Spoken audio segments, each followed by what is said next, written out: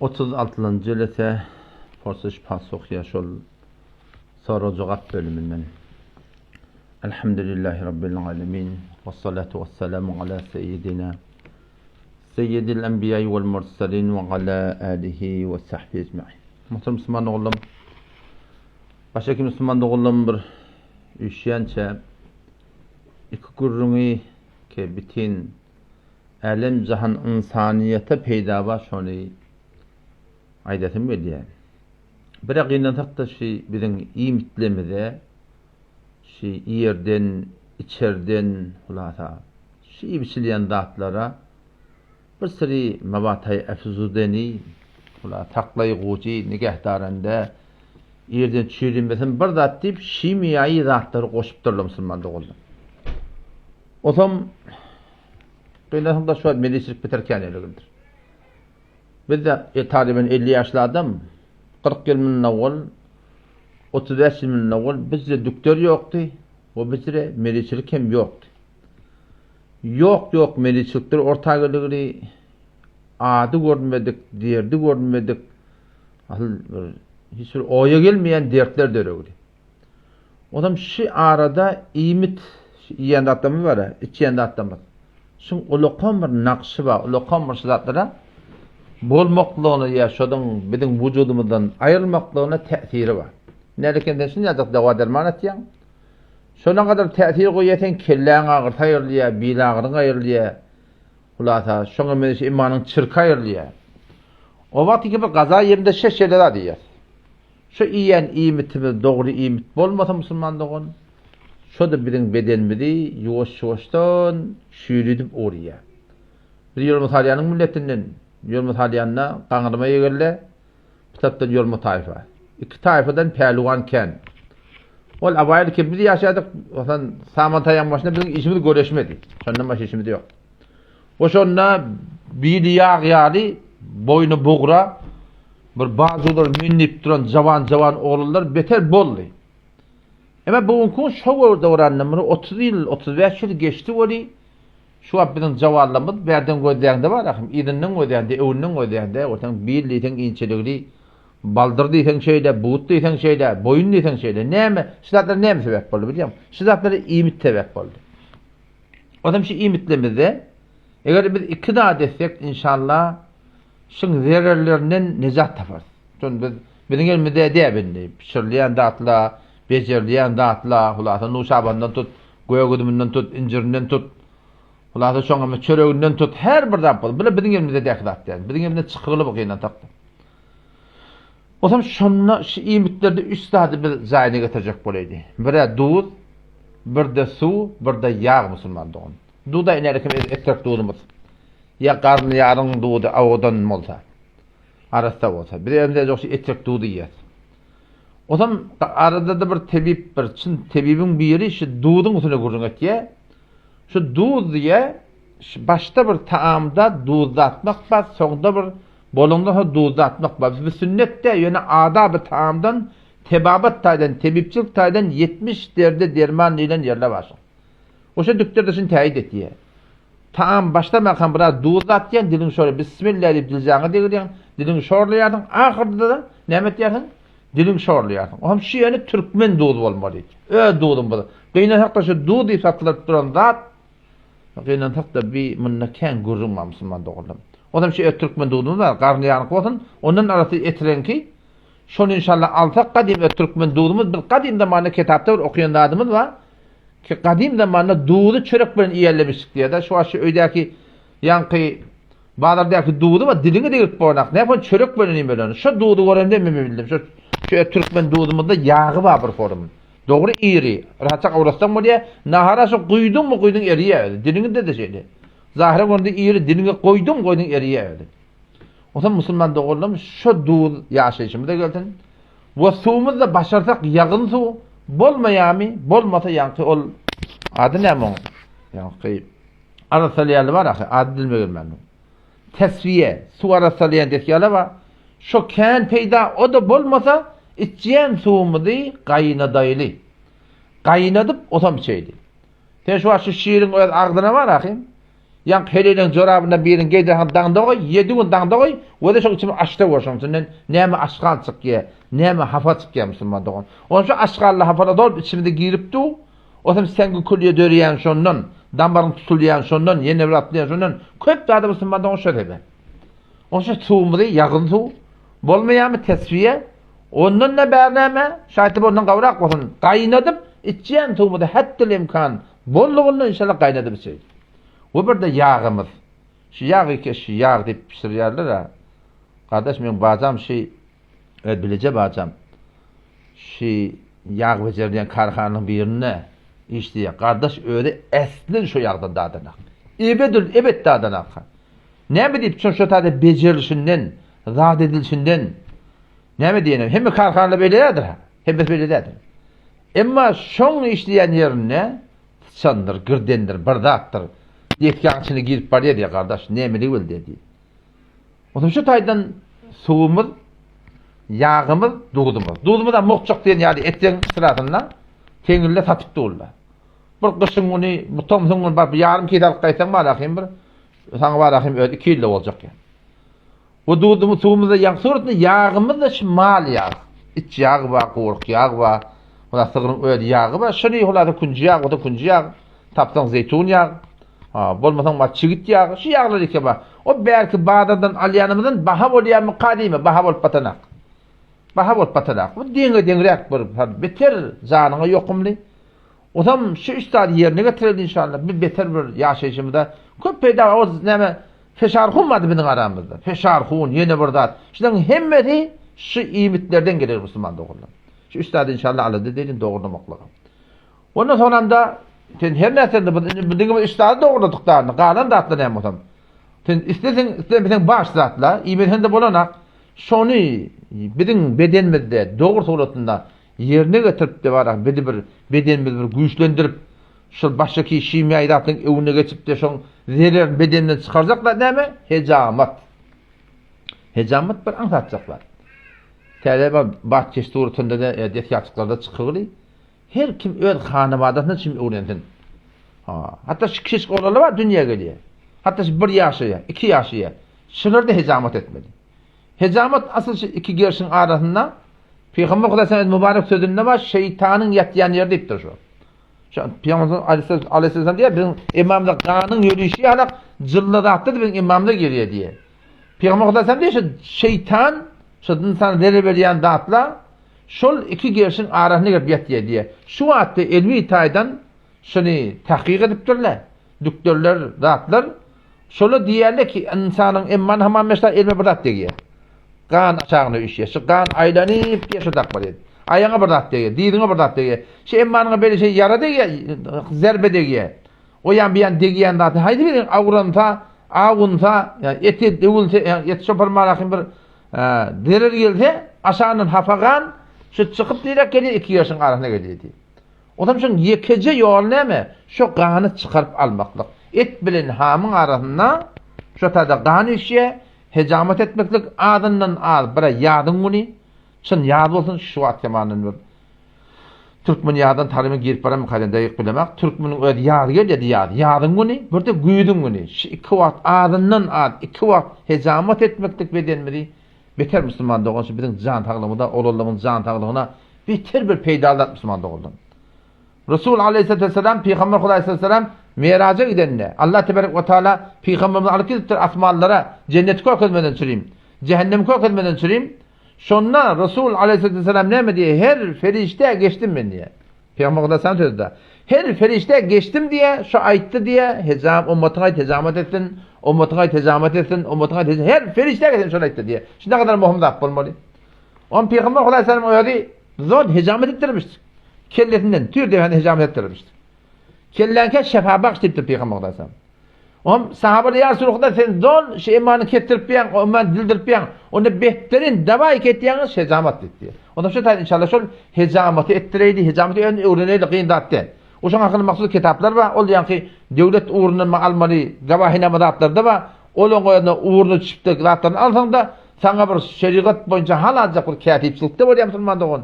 O şu doğrultun inşallah taşıdatları yerine getirdik var da köpten köp meliçlikte bizim aramızda ayırırlar. O şu sünneti tebiple var da. Sünneti tebipli var şola desen yani işler biter qawy. Arası işleýärler. Arası adamly işleýärler köplenç. O tada Doktor Abdülmecid Ketuli var dostumuz. Bu tada ol Asbahun dostumuz var. O tada Cebrail tebip var. Agabatda. Ol hakiki diýen Doktor Abdülmecid Ketuli Aliyabatda. Bu tada Asbahun dostumuz bu tada ýa Kümüştefede. Şulardan köp adam peýda gurur. Hatta dün öňün birden any öýgelenne men galbymy kulen ýaşarym 55 ýaş 60 ýaşynda ana. O doktorabat da beýle şeyle nämet beri ona ameli baz etmeli. Bunu galbyň ma ýarmaly ulada kesmeli. Hem şondan elhamdülillah şu doktorlaryň tebitmek bilen ýany bardyr. O şoňa sadece bir zaferan demkerde çertim pazar ederdim. Galby agyrýarmyş kemme tasawwur etdirmişim ben doktor. O da inşallah taala şu tebiplemede ödatlamda anam edip awal ahir Allah o doktoru diýerine barmak olsa barar. Ýöne şi suwi ýagy o bir de var duzy inşallah ýerine getireydi. Bu hejamaty öwreneydi. Öt içer maşgalamy öwrahatça hyzap edip bilýär. We dogry sortda öwrendiňiz döwlet taýdan gawahynamatlaryny almadan aldyňyz. Onu inşallah bir halatça kätip de bolar inşallah taala. Habarly soralar indi.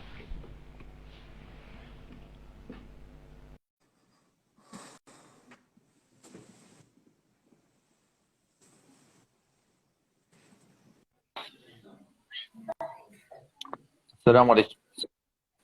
Selamun aleyküm. Ve aleyküm selam. Tamam atıyor. Arma Elhamdülillah. Var mı diyorsun? Kavmen hal ahval. Huda şükür ganimet. Elhamdülillah gavdur. Sana Ahun nade? Bir sual şer'i ahun nade? hava? Şi şefaat islamek nahil şu mevrudunu biraz ittilaat verpilsin. Bir dayan içinde bana. Bir dağılık gurrun dedi abi. O Şefaatin gurrun var, uzak gurrun biliyor musun? Ve de ben onda muhtasar mufid aydayin. İşte bana hakkında ben story'le koyup veren dedi biliyor musun? Şefaat diyenleri kıyamet günü oluyor. Şefaat diyenler ne mi hakkında? Peygamber Aleyhisselam diyor şefaatun li ümmeti li ehlil kebair min ümmeti diye. Ev kema kâle sallallahu hadis-i odan bilmedim. Peygamber Aleyhisselam deyiptir men şefaatim ümmetimden çüreyim. Erti kıyamet günü imanlayan günah kebire bazı murtekep polkesine adamlar var. Ama şol tövbe ediptirler, daha ettirler yani günah kebirde boylarına kalanda apta var. Şolları men şefaat edecek deyiptir diye. O da yine burada Peygamber Aleyhisselam likulli nebiyyin da'vatun mustecabe. Her bir peygamber ömründe diye bir kabul edilen duası var. Hudaý tarapdan şoň bir icazet beripdir. Sen bir duaň ýüreğine kabul boljak. Her bir peygamber öz hayatında diýildiginde şu şefaati isledi, duany etdi. Duany etdi we men şonu erti kıyamet günü öz ummatyma goýdum. Erti kıyametin ummatyna şefaat edecek deyipdir. Odan şefaat diýerler näme? Şefaat diýeri erti kıyametin ölümünden sonra şu taýda ne kadar musulman dogulmy Hudaý hakkında şorada bolma urayly. Ne kadar musulman dogulmy cehenneme çyk günahları bolar direkti. İmanly edipdirler, ýöne günahı var.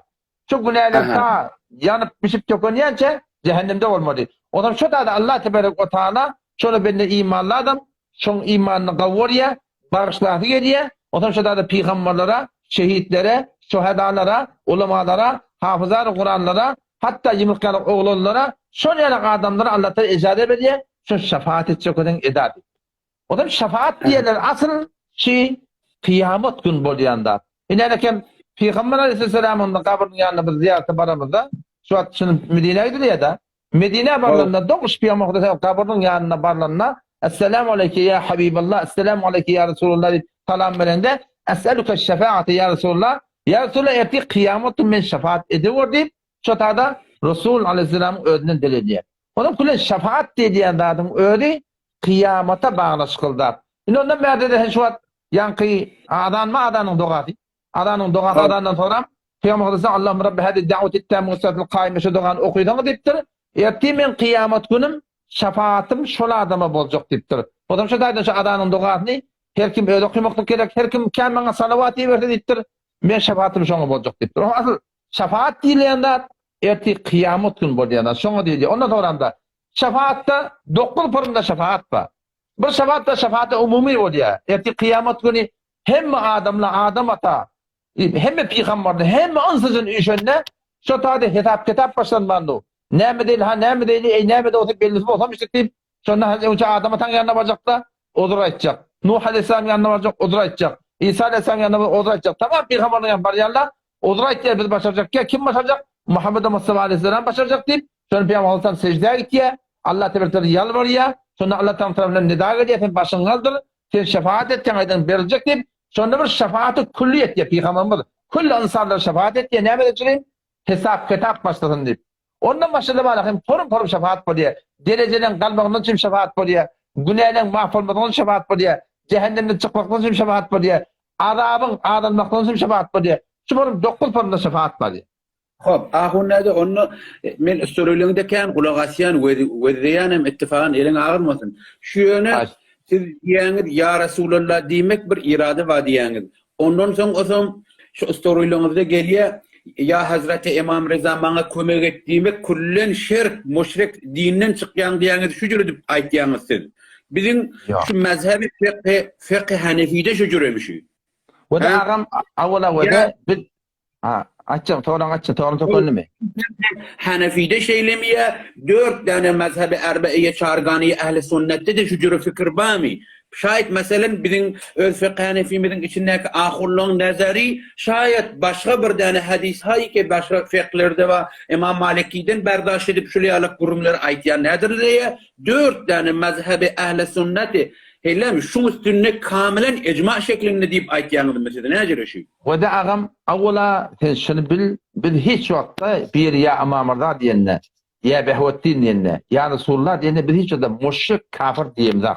Her kim men bir çekimden getirdi biz müşrik demeyiz. Biz elbette bir nollar oluyor, bir yağdayla oluyor, şu yağdaya varana şirk diyor. Ve de ya Resulullah deyip aytmaklık neçe form oluyor. Bir oluyor, men destan okuyuvetim Peygamberimizden ya Peygamberin vaktine fikir otin. Şonda gam çekip men ya Resulullah diyen, naga kıyınçılık çektirdim diyen. Men öyle bolyan da açmağa. Bunda bir irat yok. Gam edip narahat bol Peygamberimizden yadına düşüp ya Resulullah sen şeyle oturun diye bana ayıbı yok. Bir bolya hoş bolyan, göresin diye Peygamberin muhabbet yüreğine geliptir. Kıssasını okuyup durun, destanını okuyup durun. Ya Resulullah diyelim. Muhabbet bilen Peygamber'den sen şey diyelim. Bir bolya şehir şairide şıgır diyorlar, daha da diyorlar. Şu şıgırda da var şu şehirde ya Resulullah falan ne diyorlar. Adamlar kara Türkiye'nin düşünecek olsa şıgırda da ecada var. Ama en kevede menştada ya Resulullah deyip çağırayım. Belki ölü de şöyle. Ya Behvettin, ya Mamırda, ya falan deyip ben çağırayım. O zaman çağırmaklığımda doğru Peygamber öyle ihtiyaçlarda durun yerinden deyip aytsam. Evliyaların dağıtlan öldür her yerden her kimsenin ihtiyaç deyip aytsam. Şuna şirk be Huda diyorlar. Allah Teala'ya şirk diyorlar ne mi? Allah Teala'nın sıfatı var. Şu fakat şonkı. Hamana o da Huda şaşır Rahim. Huda Teala Kerim. Huda Teala Şekur. Huda Teala Alim. Belki birine şekur, rahim deyip aydanın ayıbı yok. Ama Allah Teala'nın khas sıfatları var. Dine şonkı. Başka adamda yok. Hamanam ahad şu. Hemtati yok. Ve lem yekullehu kufuven ahad. Hiç o hemtati yok. Leyse kemitlihi şey şu. Basir. Hem de görüp duran şol. Hem de eşitip duran şol. Her kim yardımının haberli şol. Daştan yakını eşleyen şol. O da işte biz evliyalar, peygamberleri, şehitler çağıramında şolun öyle eşitip du daştan her vakit eşliye diyemezsek şuna şirki bu kadar diyorlar. O tam sen yankayacağın bunun mezhep diyen de muhakkında 4 mezhep var. Akideti meselelerde 4 mezhep arasında hiçbir tefavutları yok. 4 mezhep şuna hakkında sorum kurun diye. O zaman şu da adamda evliyalar çağıramında öyle eşitip du her yerden diyemezsen şuna şirk diye yöne tarafa müşrik değil mi ya? Şirk bile müşrik fark et diye. Ne yaparım aman o da? Şu an göz için adam sadaka verdi, Peygamberimiz şirk etti diye. Göz için namaz okuydu, şirk etti diye. Göz için arada tuttu, şirk etti diye. Göz için edilen şirk. Şu takkallı koydun enatan öldü deyip göz için şuna şirk diye. Evet tarafa müşrik değil mi ya hiç hatta da? Tarafa değil ya şu zamana. Meccide tevmaklık küfür. Ama tarafa kafir değil mi ya? Ağlaca takılmaklık küfür. Yöne kafir değil mi ya? Ne küfür değil mi? Angırbaş günahkarsızlık. O da şu da o da yan suretinde çağırsa bana şirk diye. Bu da ben kefimde Hanefi mezhebinin fıkhında var. İneleke mecdirhemde yankı Allah meleknevi rahmetullahi aleyh Mecmuatul Fetavası var. Son 27. 28. seferinde bütün hem Hanefi mezhep Türkmen ille son kabul etkiye sonunu evliyalar çağırmaktan üst suretinde de gurur etkiye son hiç sayıda doğru diyene. O zaman çok koyanım sen bana ya Behvettin ya falan hep çağırıyordu. O çağrılarını tevhid et diye biliyor musun? Biz ferişte yetiştiriyor diye. Biz de öyle işte diyeyim de ki Bir de Hudaý Taala şoňa istedi. Maňa bir täwili batyl diýdi. Şoň Hudaý Taala Kur'anda aýtdyr, Peýgamberimiň hadisinde aýtdyr. Bu taýda Hanefiýeň fıkhynda gelýär. Kema rahim şu ewliýalar çağırmakdan daşda eşitmeklik ýok. Sırahada fıkhymda gelýärdi. Ondan şoňda bir täwili batyl bolanda maňa ejazat ber, maňa şirk diýilmeýär. Ýöne etýän şun dogry diýdi. Ene kim şey etekler Abdul Muhtardy. Allah Rafi rahmetullahi aleyh. Bir adam kabryň başına bar diýdi. Şonda var rahim kabryň eýetine ya sahibel kabr ey kabryň eýeti amana selli min Allah Hudaýdan maňa dua edewori. Meňe Hudaýdan şefaat edewori. Falan edewor diýe. Şu dogry diýe diýe. Köpürde diýen şirk diýen. Öyle eşdiýe diýip bar kabryň başına biri ölü bilen kepleşip dilese aga halap sünnetler. Şeriatda ýoklar. Ama şirk mi? Ya maňa şirk diýilmeýär. Dogry diýip aýdýagam. Sen aýtjak näme aýtjak aýda. Şumat yank İmam Reza'nın yanına varamızda ya İmam Reza bana bir hacetimi Allah'tan dilede ver diýmege bir iradi yok, öyle mi? Dogry diýil musulman dogry bu. Munyň ýoklar. Sen diýsen Ya, bu şey diýsen o da şey diýsen ya Allah Allah'dan dilemeli. Tevekkülner bolar endişe maya. Gewunyň iýerme her haýsy zaya. Barçanyň daýanjy Kadir Hudaýa Allah'dan öge götürenji bolma. Kullu Kur'an barda oky. Tamam bütün Kur'an oky. Eger Hudaý Taala'dan Peýgamberden biri alim gaýpden Allah'dan gelen çağıran bolsa, ewliýalar Allah'dan gelen çağıran bolsa, Peýgamberiň öýdi 20 ýyl Peýgamberçe götür. 20 ýyl Peýgamberçe Peýgamber hiç ýokda ewliýalar çağırmapdyr. Peýgamberler çağırmapdyr. Şeýitler çağırmapdyr. Ondan kabryň başına bar sen bana dua edip berewar, beýle burada sünnetde ýok. Halal şeriat musulmanlygyň. Muvahhid diýip näme diýilýär? Haýsy adamy muvahhid diýerler? Bir muvahhid adamyň etikady men öz nazarymda ahunady bir daýga. Weze şuma men gelip İmam Reza'nın ýanyna baryp, ya İmam Reza, sen Hudaýyň söýünmeni, Hudaýdan bir maňa bir dilede ber diýen. Men bilýän İmam Reza'nın özünden zat ýok. Ýöne İmam Reza Allah'dan dileýär ahir. Helem şu. Şun näme irady var? Gelip şun üstüne gelip beter bir manowr berip gad edip şerke ýakynlayan, müşrike ýakynlayan diýmek bir hilrek. Kullu bir yani cemaat 70 milyonyny zira suala kitilýän ýany bolup duşy. Kardeşim o de Teşekkür Mamardan ýany şu däçe adam bar bilýärmiň? Şu taýda ýok dedi. Müň adam ady öwünde. Şu müň adam tefneşmeklik, müň adam tetneşmeklik, müň adam ataat aýda-aýda eşmeklik kimiň sypaty? Mamardan sypaty Allah'ın sypaty. O gurrun yok Allah'ın sıfatıdığında. Bir muvahhid adamın etikadi näme? Muvahhid adamın etikadi hemmezat Allah'dan sadir bolýar diýip otuýar. Ýöne bar.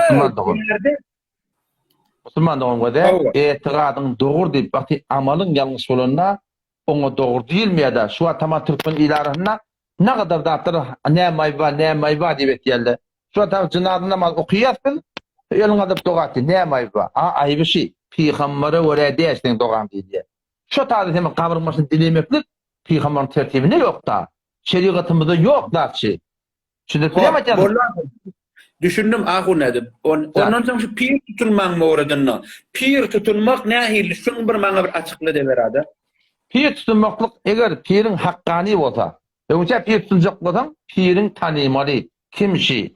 Hudaýlyklymy? Şeriata werami diými? Şeriata wera bolsa bar gol vermeklik mustahap. Yani gol vermeklik sogap, gol vermekde günah käçirik ýok. Aha. Onu şumatlyk öz piriňiz barmy? Masalan biz şumat özümiz ýardan tafsiri pir tutunup otyýarys. Helemi?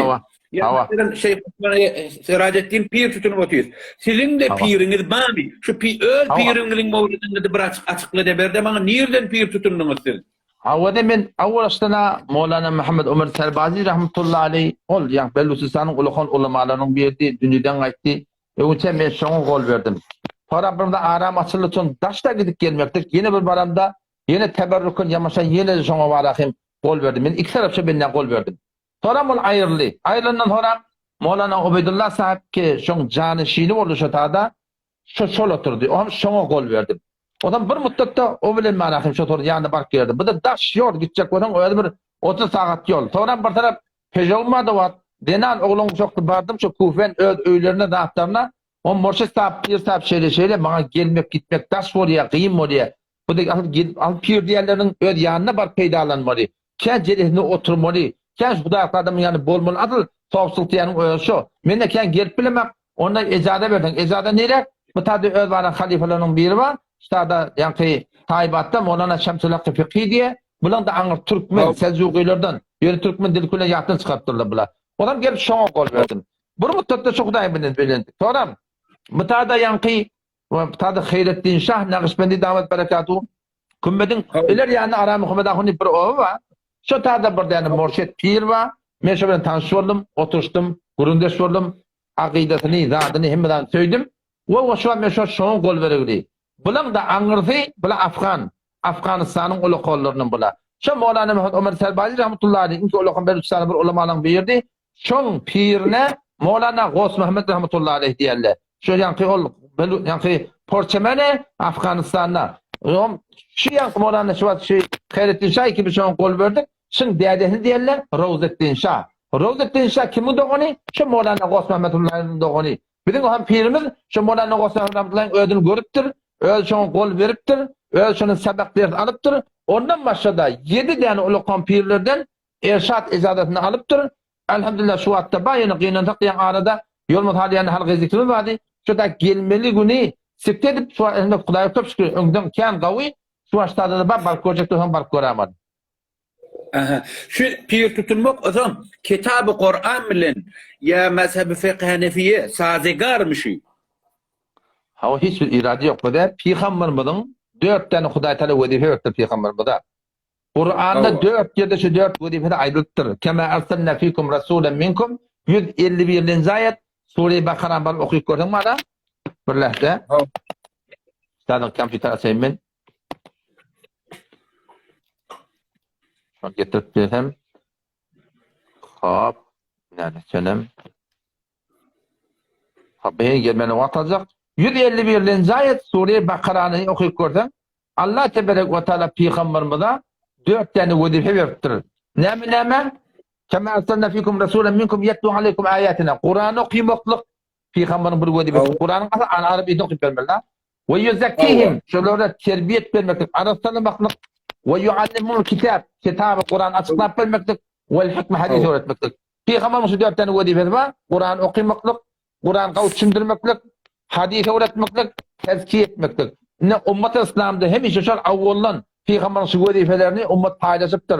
Şu suratynda var maksud Kur'anyň tecvidine dehmet çekerler var. Maksud Kur'anyň tefsirine dehmet çekerler var. Maksud hadise dehmet çekmeler var. Maksud tezkiye. Şimdi insanyň ýüreginiň araşdyrmaklygyna rahmet çeken ulamalar batdyr. Şol aňyrda ýaşan ady soran bäri tawapçylyk bolgaýtdyr. Şol Peygamberin öýle wezifesini beri şol mebnäne tawapçylyk barahym kabul edilýär. Kur'anna şol ady fakat tezkiye dik geldi. Bäde tawapçylyk diýip başan ady üýtgäpdir tapdy.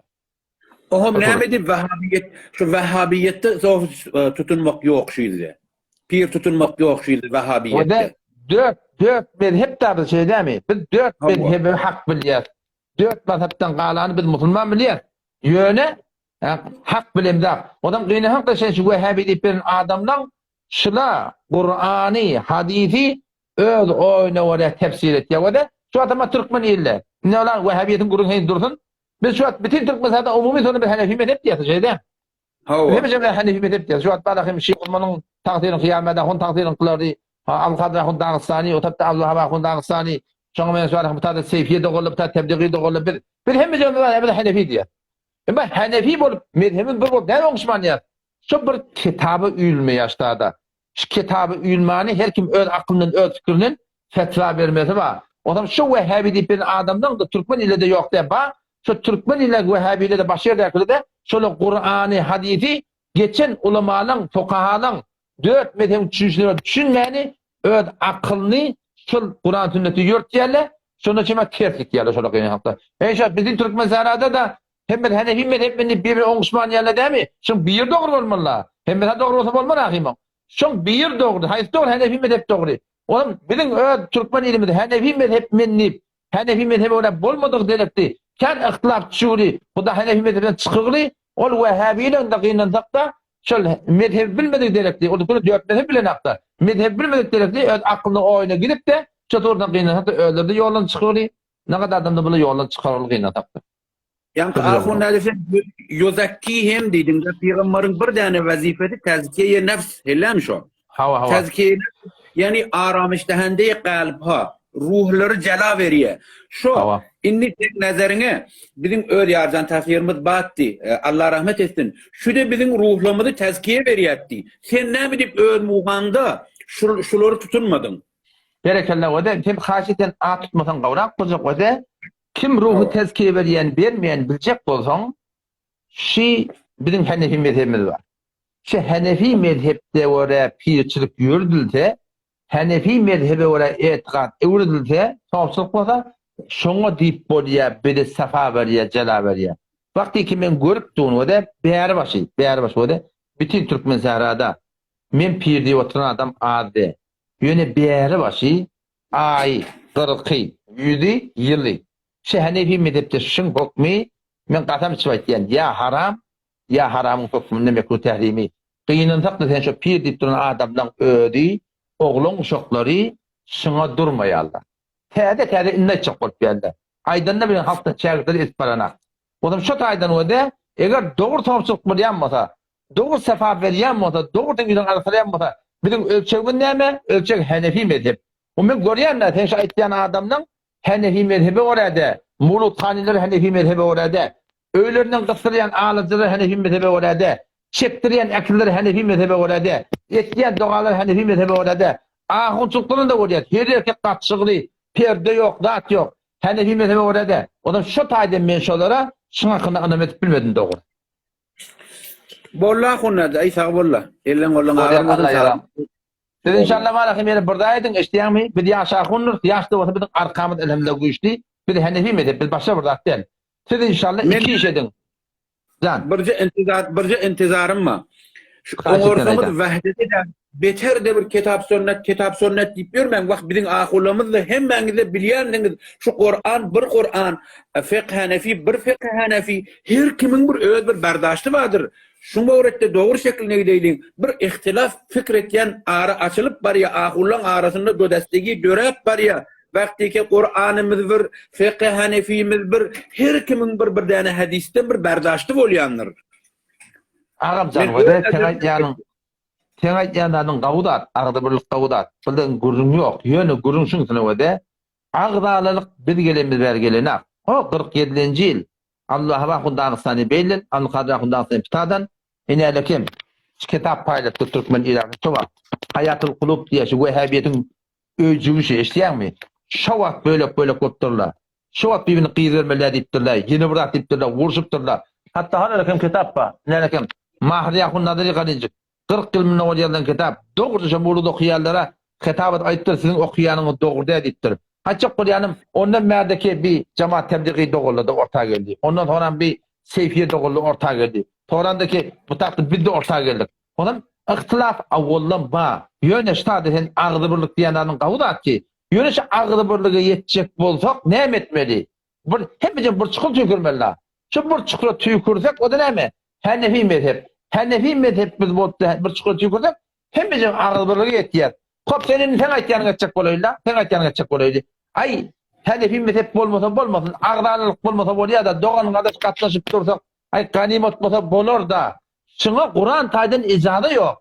9-njy aýat Hudaý Teala ötä Sure Hujuratda "Ve in taifetani minel mu'minina iqtatalu" eger iki imal taýfa gurşsala diýipdir. "Faslihu beynehuma" orta sulh edin diýe. Oňuşturun diýe. Emma bir oňşanakda hakka durmaýanma, şeriaty durmaýanma, mezhebe durmaýanma. Fe in bagat ihdahuma alal ukhra. Eger şun bir tejawüz etdi. Hakka durmasa, şeriaty durmajak bolsa, faqatilul lati tabghi hatta tafiya ila emrillah. Şöyle şeriaty durmaýanny, şeriatda ýoklar baretdi, haram etdi, haram ekdi ortaga gidipdir, ýok mawludkan ortaga gidipdir, haram ýa-da ip eminipdi.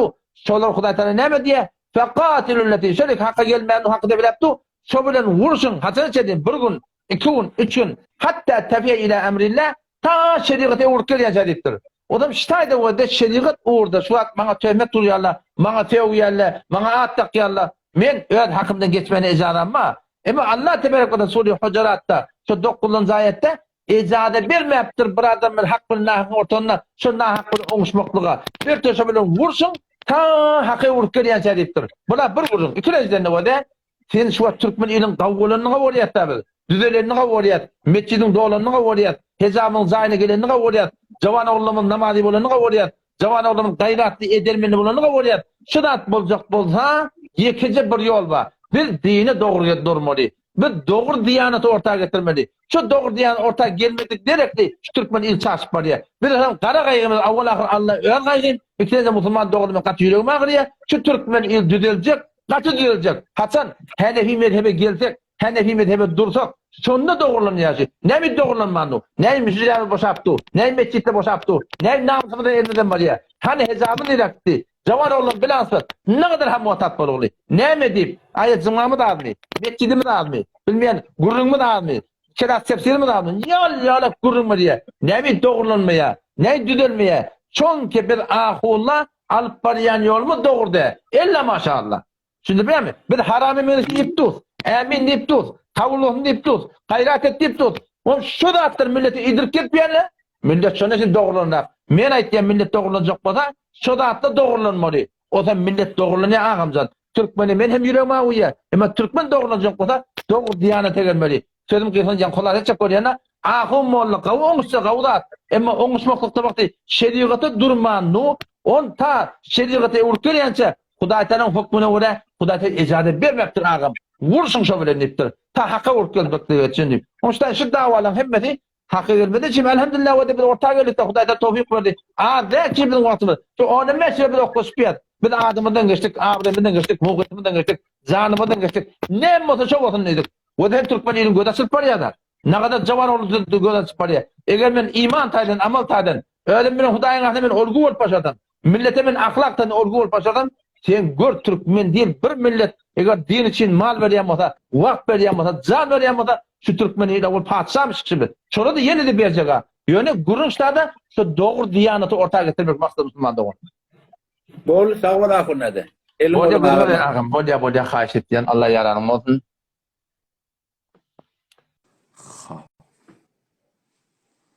Jazakumullahu khairan diýen sana kuwat. Soallar kutah ediniz diýende o gurun ýok. Soallar kutah demek kutah etjek, emma wagty tarap birden soruya şunu açıklama bolýar. Men maksadym falan atol falan eýdip çykmak diýe. Men şuform zähmet çekedim diýe. Maňa şagird bolup berilýändir. Men size şuform düşündiredim diýe. Eýni öýdüm ýaly, gaw düşünüm. Şeýle bir düşünüm, halka düşündürüm. Men maksadym şo. Ýöne o dogry mundan men mundan hoş bilenak dogry. Gaw açyklap beredim diýe gurun. Kisi de açyklap biler ýaly. Elhamdülillah men Mevlana Hayrettin Şah'ın naibi. Haydi bir derecede ulaqan onun hakkında birde mirne bir esayi edep bolamatın yani öz murşidimden ödüm şu kadar haberim var. Beşik şahsabın anımdan ken agahim yok. Çon menki beylet beyetim bir haleti teberrüküydü vadi. O yüzden ben Hayrettin Şah Nakşbendi Hafidullah beyet ettim. Hayrettin Şah Hafidullah 7 neferden hatti irşad yani icazi irşadı var. Pir muhtelif pirleri görüptür. Şöyle icazat alıptır. Bu bir denirden ne var ahim? Öyle mektup suratında var ahim hak etmektedir. Icazat alıptır. O şu atı şu Porçemeni ki soğukçulu var ahim. Bütün şu Mevlana Ömer Serbazi yalak, Mevlana Çağbahari, Mevlana Ubeydullah, Mevlana Abdülaziz, şu formulu kollar var ahim. Mevlana Abdülaziz Goşti, Tevbir Ticama, şular, şolong şagirtleri. O bu da Mevlana Hayrettin Şah Hafizahullah da Mevlana Osman Abdullah'ı ödgödübülen gören o şurada şonda elini beyet eden.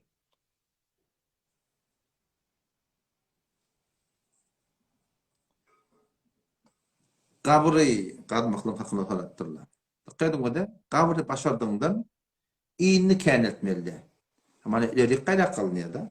İleri qaydaga şol yanqi açıq qılyanım ayağı bilen kelleti yekmil. Üzüra qadam üzüra qılarım, qıytqara qadam qıytqara qılarım. Bu bir gurun. Kilezene aşağı yukarı beter giyin etmeli. Şol miqdar bolmaly. Kişi anırdan ölüni getirýärler da, eşeğe kalacaklar. Onlar ahim sallaýarlar. Bir iki nefer etekde bolýar. Onşan alıp düşer jaýlamakdyk. Şimeden ne bolta var ahim boljak. O beter kağıtı giyin etýär. O muhtaramda içerideki yanki yatar yer var, lahat diýär şeyler. Şu lahadi şu kadar ki var ahim, şu gaw jaýlap da şeyler qalanna bir hamana bir kelle temer diýen ýa ýagdaý edýär. Daýyk mutmainler ýöne şu ustadlardan bir şey eşitdim. Onşan sonra beýninde şeyler qarı goýan, taqta goýan. Sonra ulaqan çerçeğe qoýýa. O şu toruna qabırtana gömülenne şol qabrın defetine qummara, qabrın defetine qummi Şu düýän örköjünden känetmeli. Düýän örköjüne bilýän gaýşy bir gaş, iki gaş, bir gaş ýarym şimden. Benim Türkmen ulukant goýarlar. Şu dogurda halaf sünnet şu. Şol düýän örköjümden ne iki gaş ýara getip goýmaly. Eda hukumlar teoriýanda kamaly.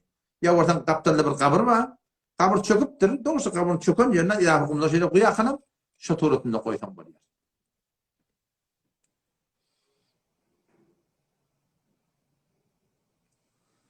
Atam diýip aýtdy diye, atasy bir günah işe beripdir da. Atam bir günah işe buyursa etmeli Müslüman dogan. Hayda bir günah işe bolsa fark etmeýär. Ehtiramyny takla, ýöne ata Hudaýdan goýan dediler.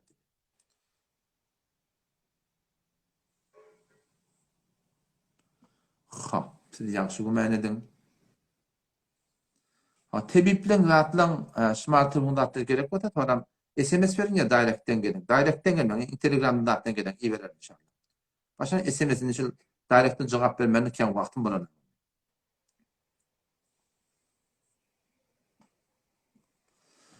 Soratdyrlar töhmetin günäsinden. Töhmet. Buraya gıybet bolýar töhmet. Gıybet diýerler näme? Bir musulman doganyň ýerinde bir kep-kepliýär, o da şonda ba öldü. Ama dili peltek şon goýdy, gıýtar şon goýdy. O da işte haýır bir aýp bar. Ba öldü. Ama şahidi musulman doganyň ýerinden bir zat kepleseň, o da şon gıýyn görjek bolsa, şonga diýerler gıybet, el-gıybet aşaddu minez-zina. Zina etmeden telek edipdi Peygamber sallallahu. Töhmet diýerler näme? Tarapda ýok da, ýa? Tarapda ýok da bar ahymçy dogrusynda yalandan baýalyk etdiýerler. Otam bu bir ulkan günäs karşylyk yalan töhmet agyr bolar Osmany Maktum Şahir rahmetullahi ulkan bir töhmet, ulkan bir günäs karşylyk Hudaýa taqqan. Eti kıyamet günü oňa şany çykyp boljak diýerler. O bir zatda diýen. Haýdym musulman doganyny aýyplasa. Kıyamet günü mübarek hadisine gelýär da bir musulmanyň bir aýbyny ýerler. Şoň awryn dökjek bolsa diýdi. Töhmet borup, gıybet edip, yalandan gurrun talıp, haýdy bir adam bir musulmanyň awryn dökmekle hasetse, Allah tebarek ve teala ol adamy, ol denany şu öýüne arsuw edipdir. Hudaýdan gorkmaly, em hasibellezine fi qulubihim maradun, ala Qur'an'da diýär, olary ki ýüreklerinden biriçilik bar, olar hesap gümen etýärler ki, alla yukhrijallahu alghanam. Allah olaryň ýüreklerine kir çykarmam hadiyam diýär. Odan şu da ýürek dogry bolmasa Hudaý taala seni dünýede arsuwat göberýändir. Biriniň aýbyny ýerlersem, biriniň aýbyny aýdyp berseň, Hudaý hakkyn aýtmadan aýtsaň, töhmet dadyň wursaň, o Hudaý hakkyn bar, ol Hudaý taala sen şu dünýede öýünde arsuwat eder. Oglundan görersiň, gyryndan görersiň, gelinden görersiň, başyny görersiň Hudaý hakkyn. O şudaýdan hakynda gaty Allahdan gorkmak gerek.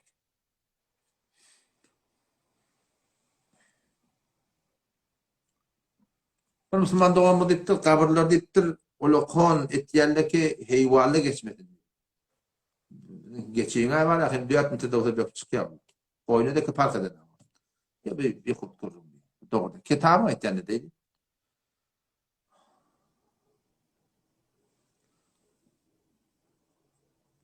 Tada bir musulman dogymyz aya gabr zynmak diýen gurun bar diýipdir. Gabr zynmak diýen guruny şol adamyň edentedeki işlerdi bolanda. Bolmadyklar gel bir ibrat derekli Resul aleyhisselam öz wagtynda da Hudaý taqqan marahim bir bolanda berdi de Türkmen ýerinde de oyan biýen göründen da Hudaý taqqan. Sure Ahzab-ı Horamten khassan get sorak bolýar.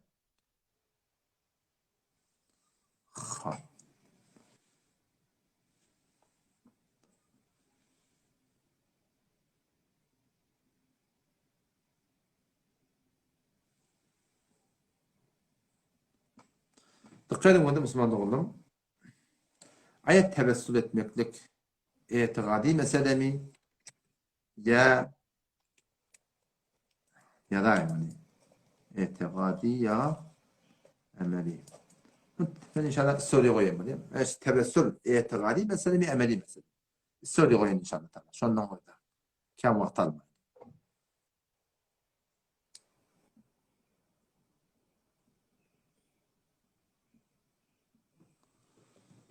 Göreyli.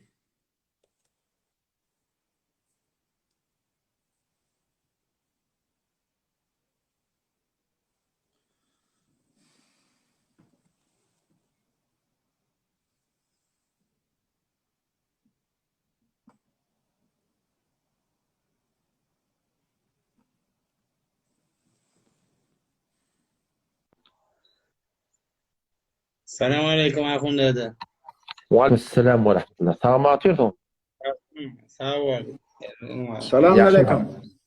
Aleykümselam. Çok Ustad Turgun yaşımadı var. Armalla kuatta. var. Elhamdülillah. Yaş mı? Sonra benim sorunu olsa aydan.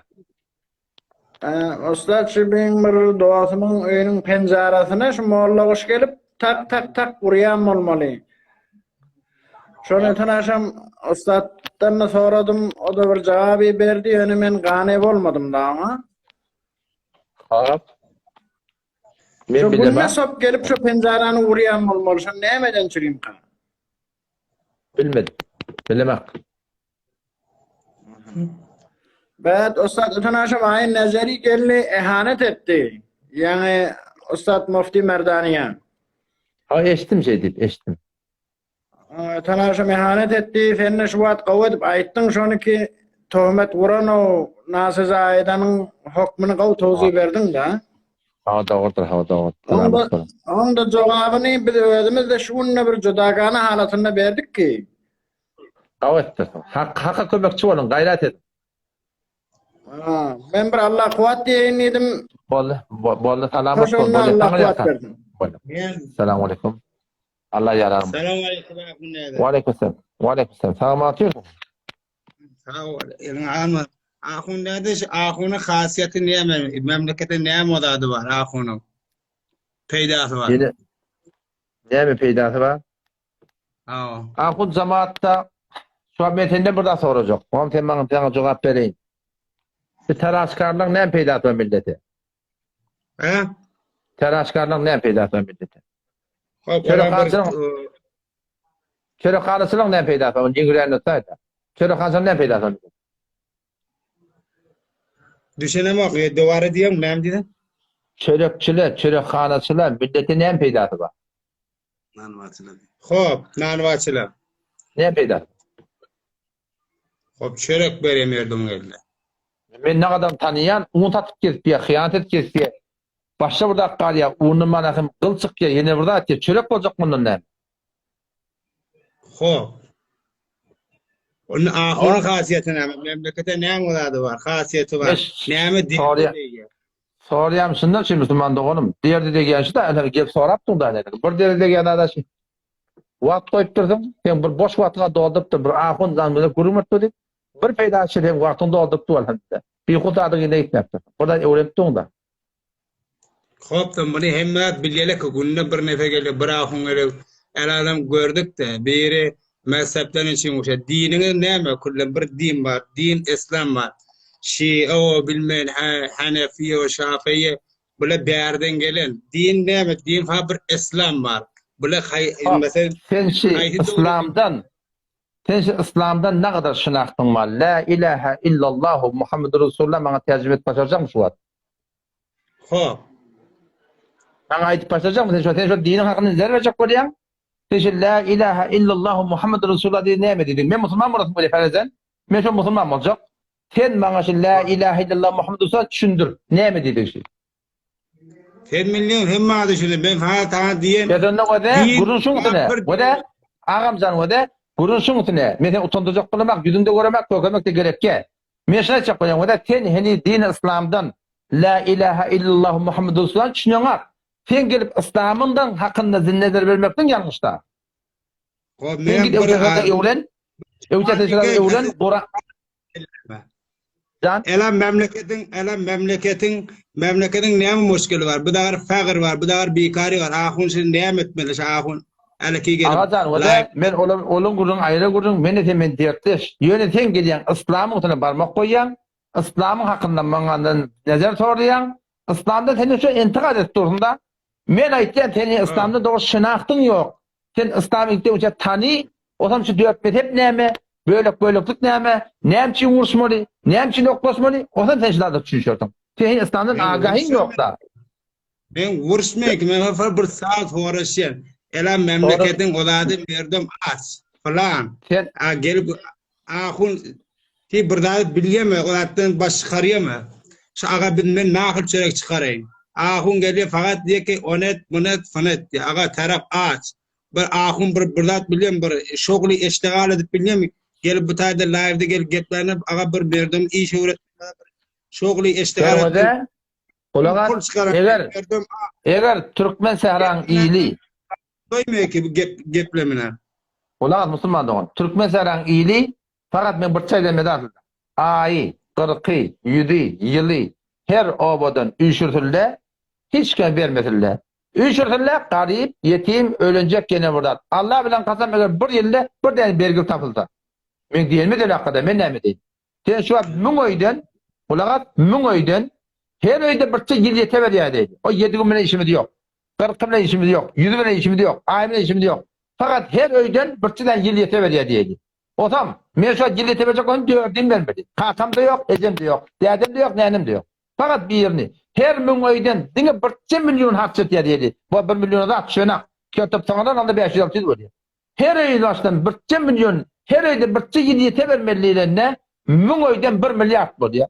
Şu kümüşlemen ödünden fakat ýyl ýeten harjy, fakat ýyl ýeten harjy ýok diýende 7 milyard bolýar. Aga şu 7 milyardy getirdiler, jawan oğlanlaryny paýdasynlar. Sen goda garip galýarmy? Wagty meni ahunyň diýeninde men näme diýenim şeýle? Karşı ahun näme zulmün öňüne düşmeýär. Merdum bu da jenayetkar bolýar. Bu da jenayetler sen aýtýanyň men kabul etýän, biz ahunlyň da tedeketi bar. Ýöne bizim de gawymyzken ady. Ýöne şu gawa ahunlary siz seçin. Gawa ahunlaryň aýtýan kitabyna görä bolun, şeriatna görä bolun, gör asyk galýamy galmaýar. Heli milletçe teçip bilmänli, teçse inşallah hemme de dogrulanır inşallah. şu an Seçme bolýar. Bizim hem dogry aýtýan öde, bizim hem faqra aýrmaly.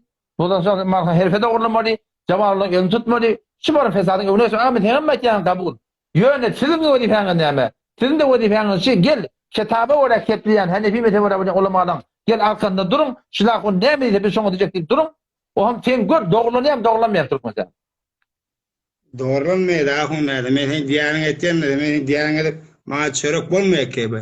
Bir şogly elam da men bir salim var. Ela bulary ahun zulmün öňüne düşmeliýär. Düzükdämi? Kardeş ben jogap berdim başa watattyrmadan. Haşit. Men ha diýen elam bulary merdum erwetir aşlykda bilmen ahirem daşara çyk gel hakyny ifleýelim merdum. Ahulana gelip dehalet etmeli hemme de sukut etdiler. Niye sukut ettik? Kümmediň hakine bir kepledik. Niye sukut ettik? Millet bolsa bizde ba. Näten yalan alýarsın? Aga men ismi aran beferzi mesela Tehran ne var ahirem Şii, Sunni mesela fark etme.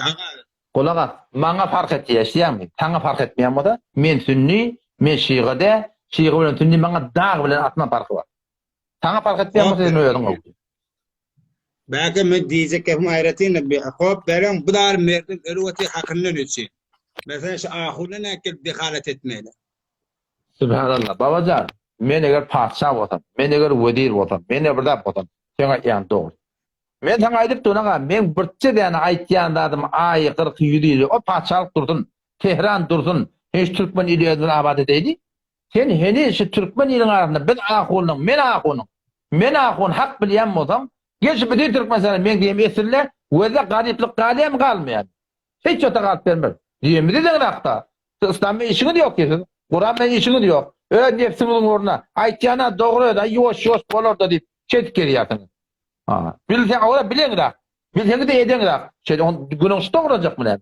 Hejap diýsen tapçyk diýen. Saqqal diýsen başa birat diýen. Mescid diýsen bikaryň işi ýaryn. Ýene birat diýsen başa birat diýen. Aýy 40 ýüri bermeliýän, gadymdan gelen ýol diýen. Ağa söylemeliýän, awallanma diýen. Siz bilen haýdy bir diýen diýen ki, siz günüň soň dogrulanýar. Diýem diýen. Diýem diýen. Etmeýär. Assalamu alaikum Agcan Goma. Wa alaikum salam. Elhamdülillah. Samatyň. Gomxon, kabul olsun. Agcan biz wagtymyzy almada kellaňardan bolsak, 5 wagtymyz tamam boldy. Birje sualym bar diýdi. Şonu bir toraşak diýdi, toraşda jogap. Indi bagşyk berler. Boldy görüňe döneýin. Salamat bolun. Allah yaranyň bolsun. Golbuny adame çiz fahm. Yani gawar aýdy. Bugün ajib adamlar geldi. Subhanallah. Allah. Bimelerin üstüne avullu gurun ediliyor. Bu bimen behsin zayide, bimele ne çaparım dedi. Bimahi meccani, salamet-i şehri ecada. Bimahi icbari, çeyremi diyor, ecada. Bimahi ihtiyaridan, ki pul yokken toramda var, akım yankı, bağışesi gidap oluyor. Temin-i içtimaiye, teriyatı ecada verdiler. Burada bir sürü bimayla var, bimani hat diyor. Beter bir harzıken, diyaliz yalak, yeni burada yalak. Khas adamla ki. Onda dava derman hütehnin alana, şöyle adamla ecada. Dağılan bimeleki ihtiyarıyla, onu doğru yapsın.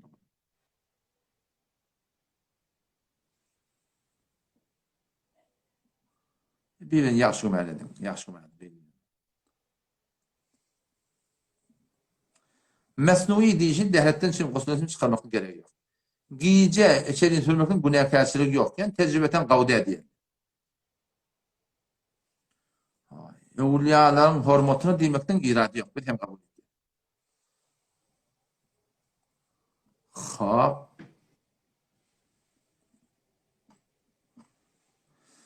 Ya Allah.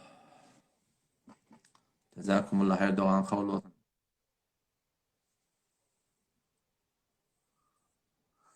Bir tane bir kavda ettiriyor.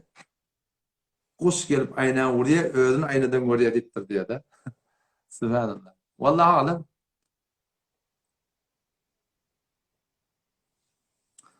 Ama biri ölte denanı ölte, şu mehremleri içerik girmeli. Adamsız adı olmalı. Qav adamla yani gömmümlükdük, o da bir yaxşı dat. İmanlık etsem, onu da bir sırı qavlıqda kitapta gedibili.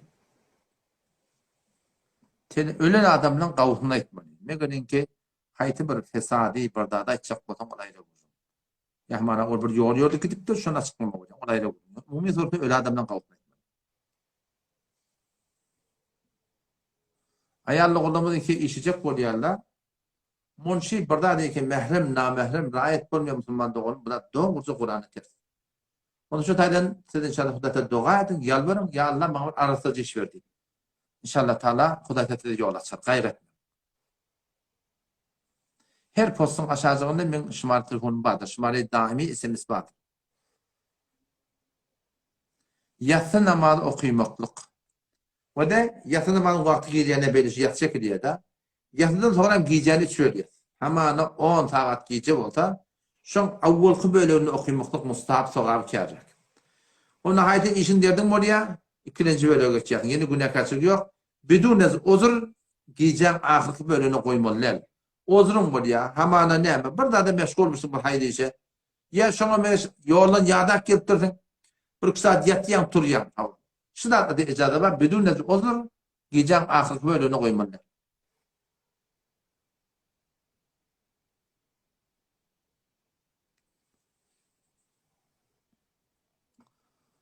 Biri sorattır.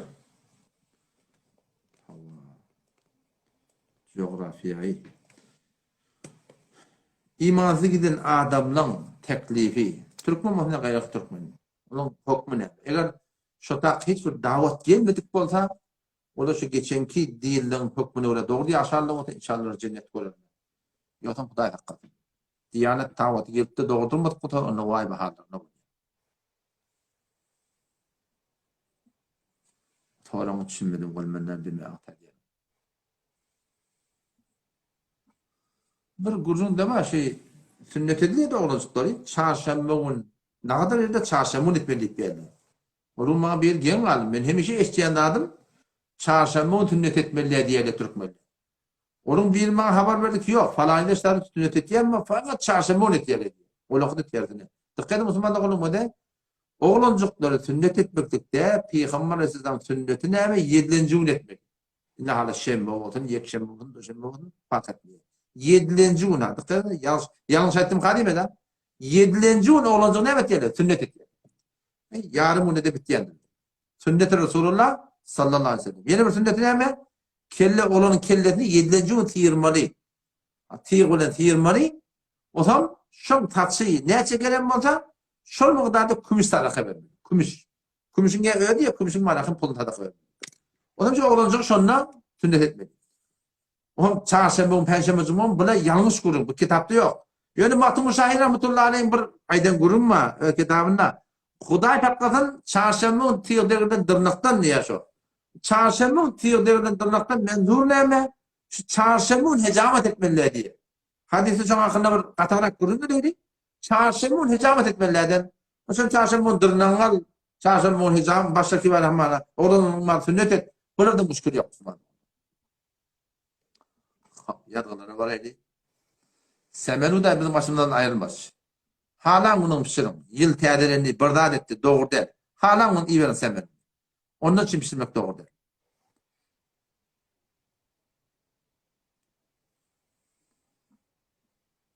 Dikkatim o da bir bırdat soraktır. Amam oldu. İzinde millettu. O zaman bir de amamın dehreti podul diye. Ya hamanı oradan amam yıkılamazsa oraya kaptan. Amam dehreti podulsa amam demek ki şu tadan iyi de kayıtya bir elinden çekip zayını etmeli. O zaman şu tadan aydınlayan gurun şey amamın izinle bilyen adam durmalı. Resul Aleyhisselam'ın mübarek sözü var ki bana alımlı, bilimli adamlı yakınlaştır namaza. Şu namazda da amamın izini duruyor. Şu tadan bir amam dehreti podulasa, amama hedeften çıkıp durarsa şu amamatın izini alıp gidip bilecek adam durmalı. Her kim durmalı. O zaman şunda ama bir vatta olur gelse idi oraya şey ödekinden iyi de çekiyor. O zaman o da şey güvenli var. Okuyup duran da katından okuyup durmadan sonra beni alıp gider. Yok da bilmeyenler güvenli var. Nereden baksa sonra alıp gider. O zaman inşallah da namaz doğru.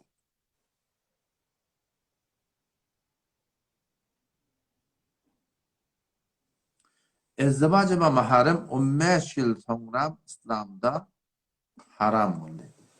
Böyle burada şu adı şeyin göremek. İslam'da izdivaç maharem avvaldan haram. Böyle bir kurumu görmek. Ferezen eğer bolon da kimden görmek anladım. Hiç irade yok onlar. Şun arak avul işleyemiştik. Doğru nikah yokmuştu. Riba bağmıştık. Tedrici haram oldu. O da şundan bir Müslüman. Paraylı Müslüman doğum sonra ona.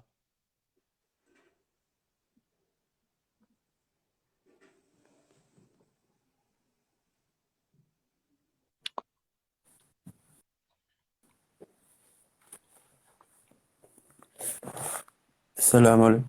Aleykümselam ve rahmetullah. Selamünaleyküm abi. Aleykümselam. Tamam atıyorsun. Elhamdülillah. Yaxşı. Can Müslüman tağdan hayfini soracak o zaman.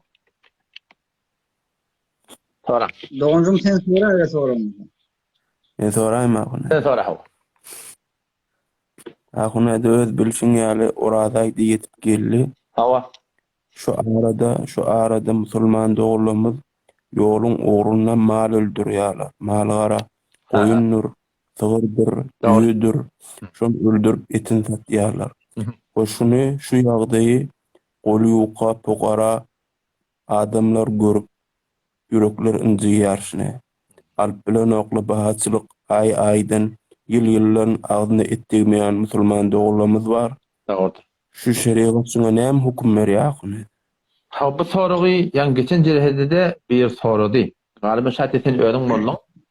Ve de bir adam gassap bolsa, işi gassabi bolsa, hop ola şu tükenin onu öldürüpdi. Oşa sorulatında var ahim, ola şu etni tatacakta, ola koymete bolmar ahim.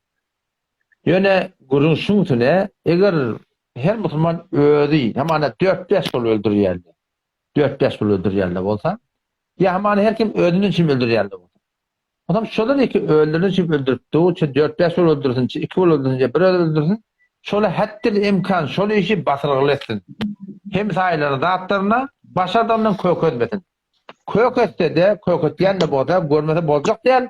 Onu her kim başardığında hem sayesinde de, sondan bir modal hatmin vermeli. Hazreti Abdullah bin Umar radıyallahu anh, Hazreti Umar'ın oğlu, yani kulami tarif etti ya da, bir dedik ki Hazreti Abdullah bin Umar geldi diye. Adam koyun sır koymamıştık. Adam galiba sır koyun şonkmıştık. Onu öldürün birini diye. Adam öldürdük diye. Onu öldürttük hak diye, vakt at diye bollu mu? Ün bolup bardı. Böyle öttürürler onda hem sayan hakkını verin diye diye. Zor. Hem sayan attığın mı? Yönü yok altında. Yine bırak gurun at diye. Yine de hem sayan verdin mi? Yok hem sayan benim de. Hem sayan de Yahudi olmalı. Yahudi hem sayan olmalı. Ama yine de arada hem sayan verdin mi? Oğlum ahir duruluk birdi diye sen nadir hem hayat tavsırıyan. Öyle Yahudi diye. Musulman da de. Onlar Peygamber Aleyhisselam dedi diye bize şun hakkında hem hayat hakkında şu kadar tavsırdı diye. Ki var ama hem hayatda ne var? Hakkı var. O sıradan açıklap hadise geliyor. La yu'minu. Vallahi la yu'minu. Vallahi la yu'minu. Peygamber qatam isvayt diye. İmanı yok. İmanı yok. İmanı yok. Kim yarsın okuda? Ol bir adam ki ödü giyci dok ya. Hem tayda ağaç diye. O da şu taydan hayta musulman doğulumu 4-5 yıl malıdır yerle ota. Ya bir ödüldür ya mesela başarmayacak olsa ona vermeyeni. Öyle hayır alttır. Başarmayacak olsa ona kabattan kabatırak ya da öldürsünler. Belli etmediler. Yok belli etmeyen olacak ya göre götürün olsa onun hetmeyin öddaşların hem taylarına. Ular da bir böyle işte olsa inşallah Allah razı olsun hep verse. Sadaka vermeklik bilen Peygamber Aleyhisselam qasam isip ajıptır hiç daha adalmar deyip şu tuğratında rahat etmek gerek. Yoksam bir hem tayan yürüyen ınzıtlayan da o bakatı bir olukan bir günahkarçılık yani adamda. Hop başı sorumam. Böyle akun. Cezakallah hayra. Esselamu aleyküm. Esselamu aleyküm. Pehlivan kavmin. Selamun aleyküm hafız. O mu halde? Aleyküm selam. Tamam atıyorsun. Avadallattır mı tuvalemeden? Can. İyi orayda. Hafız sual böyle bir yaştan oğlu soradı. Men cevap verip bilmedim. Senden bir sual edeyim dedim de. Hop. Dünya ahiretiye kıyamet kopuyor. Hava. Kore zemin nabut oluyor Kore zemin. Hava. Onun öyle turmon diye şu öyle turuyorlar benim sen. O dünyada turmon mu ya şu dünyada turuyorlar. Necir böyle yaşıyor? Ya o da şu dünya turuyorlar. Alem cihan dargıya. Asman başlatman. Yevme tubeddul arda gayrel arda ve semavat. Yer başa yer olacak. Asman başlatman olacak. Yukarı Teala. Dağlar hem de göçük yer yana gelecek. Hem de yerin yüzü sap olacak. Ve idel ardı muddet yapılacak. La tara fiha ayvaca ve la amta. Hiç tasdip böyle görmek diye Kur'an. Hem de sap olacak. O da şey yerin aşağına yatan adam da vardı. Allah Teala'nın arşın tarafına bir yağın yağacak. Adamların şehvet tuğunu mengeş. Şu yağın yağıp etekteeni kertop soğunun doğruluğunu şey alak. Etekte ceset doğrulunup o da sonra yuvaş koyana çıkıp içen şu vücuduna ruh gelip aynı önkü ceset önkü ruh olup kıyamet şi yerin güdünne oluyor. Ama şeyde. Hesap kitap şu yerini dinle oluyor yani. Hesap kitap şi yerin güdünne oluyor. Hem de aşağıda oluyor. Onunla şu tapta hesap kitap behişti cehennemi üstadı belli olup onun behişti cehennemiyle şu tarafta behişti cehenneme gitmedim ya. O dünya karşın Kudayı Teala alıp gideyim ya. Sen o da kıyamet bolu değil mi? Nişan o dünya da. Bu dünya yok şimdi. Bu dünya darga. Ayda yok, günde yok, yıldızda yok, hesap yok. Hem biraz tap yerin külü sap olacak diye. Yukarında burada görürsen aşağından görürsen gözün kette gidip görünecek tiptir. Şu barım olacak. Dünya o dünya oluyor. Bu dünya darga. Boldu. Hop. Böyle sualım çıktı hafız. Boldu gördü. Gayret et. Böyle. Havadalığına gayim ol. Böyle. Selamun aleyküm. Sakkalın var yürüyen nuraniyet yani. Sakkalın hakkında ben dünyanın soru koydum kardeş. Yine de koyun. Bunu yani. Sakkalın hakkında 3 tane kurum var. Şu an kulağa takın. Cezakumullah diye selam kuvat.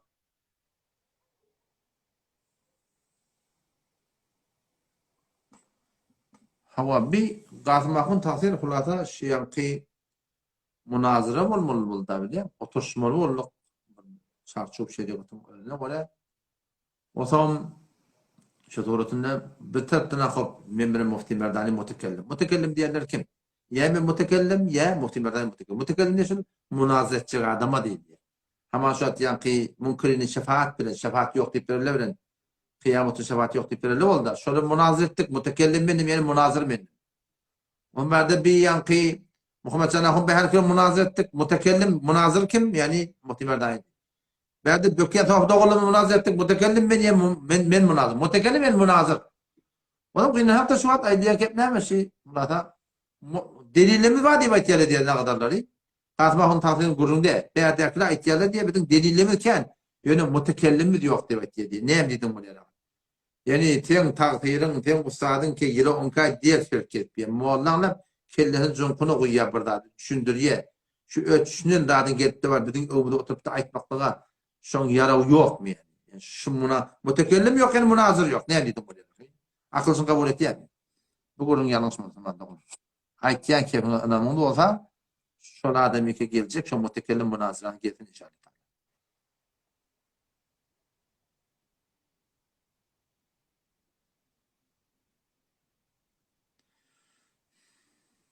Miras meselen soraptırlar.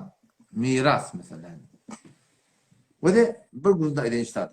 Kâvattın biz diye de şeytan münafık, şeytan kafir, şeytan imansız gidersin. Şey diyeyim ya, sen hükmet diyen diye. Qadi ya, ben qadi de. Ben ödümün ne mozum bilemez. Ben ödümün ne mozum bilemez. Ben şu an Hudaý Teala'ndan näme ýagdaýym barym bilemez. Allah tapda şu bir habar gelen bana. Ama Allah'ım seni radi, hoşluğuma sellerim de olacak doğru. Biz qadi de Müslümanlar. Biz diýene şu qadi var, ahkam hakim. Şu Allah taraf hukmuna aytip berýär.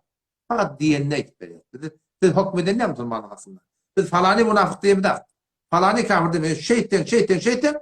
Şuna Hudaý Teala Kur'anyň aýdan gurulma müşahit berýär. Şu hatta mirasyň da hakynda şey. O da her kim mirasyň hakynda hak ide. Her kim haram ide. De her sureti haram ide. Mirasyň hakynda Kur'any gelen gurulma. 11-nji ayet, 12-nji ayet, 13-nji ayet, 14-nji ayet. Sure-i Nisa barda okuy. Nisa suresi 4 tane ayet okuy.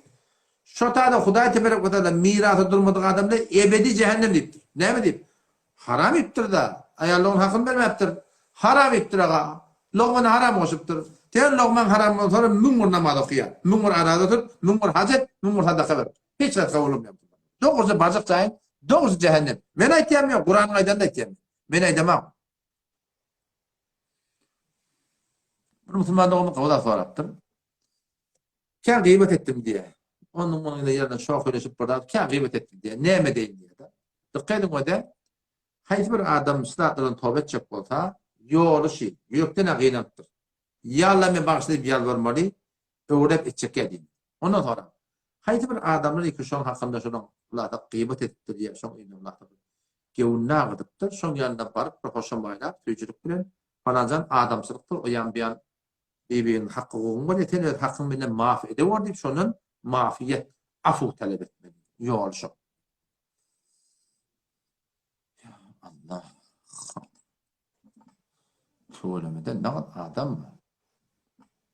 Türkmen ile ne kadar hakkı var ya? Söylemeden. Hap böyle.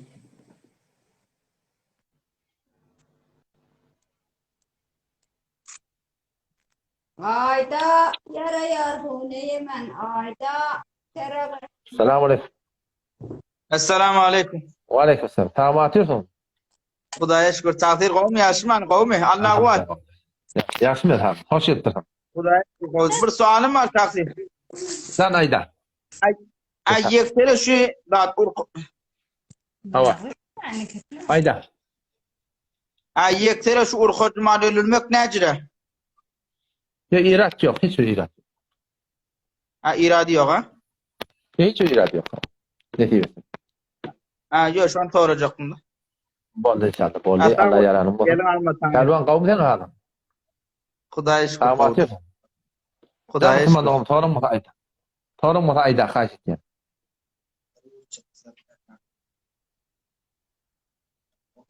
İnternetin kän gawdy emne. Sorun mu ayda? Sen adyň näme sen çykaraýyn ben? Amen Ibrahim adım. İbrahim Muhammed Sadıqi Rastin ya da Gılıştak. Ha şu Rastin mi? Ya boldy inşallah boldy. Tamam. Perwan gawmy halyň? Sesin gelmiyor. İnternetin gawdy. Agay Muhammed Sadıqi çıkarjak var, başına bary. İnternetin gawdy.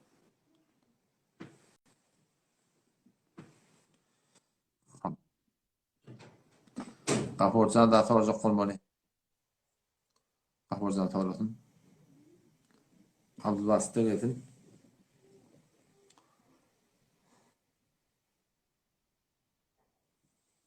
Kelime xeyrak.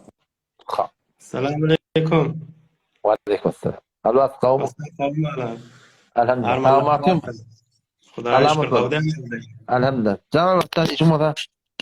Ustad bir soragym bar, alan çekilýär, ondan sonra kamada gözleşýärler-de, käfi 15-20 daýgada gözleşýärler. Hop. Oham kamat diýen şo zat kaza namazy okuýsaň bolýarmy arasynda? Kada namaz okuysan bolýa, ýöne kada namazy milletin öwüne almaly. Kada alsaň da kada alýanyň belletmeli. Näme diýip? Şol Hudaý Teala Qur'ana la yuhibbullahul cehre bis-su'i minel qawl dipdir. Telekeçili Hudaý Teala aşkar etmeli diýipdir, bilýän? O burada namazyň kada dipdir, burada ulaqam bir günahkarçylyga mubtala bolupdyr. Günah kebire mubtala bolupdyr. Indi şu kadama diýeni milletin onu kada alýany belletse, günahyny aşkar etdiren adam Allah'tan batıran günahını milleti koygattıran adam muňa da ulaqan günahkarçylyk. Kada alsaň bolýa, ýöne kada alýanyň belli etme. Nefil okuyan ýalak bol, şol ýalak bar. Ya kada hiç kim aýtma. Başardan da hawsy öýde ýekilip kal. Oham bir alan çekseň bolýarmy ýa her gaýsyna alan çekmelmi? Her kada namazy. Qawsy her gaýsyna adan tekbir. Yo başarmaýardymy? Awal başan adan etýän, galalarına diňe tekbir etýär. Adan tekbir awal kydama, galalarına fa tekbir etýär. Bolla usta tarih alqan şon soraýyn. Bolya görmeden Çekgenlerim barmy? Iki dünýäler bar. Salamat bolun, doa kabul olsun. Hava Gafurcan geri bilmedin. Gafurcan yamaşadan oraydı.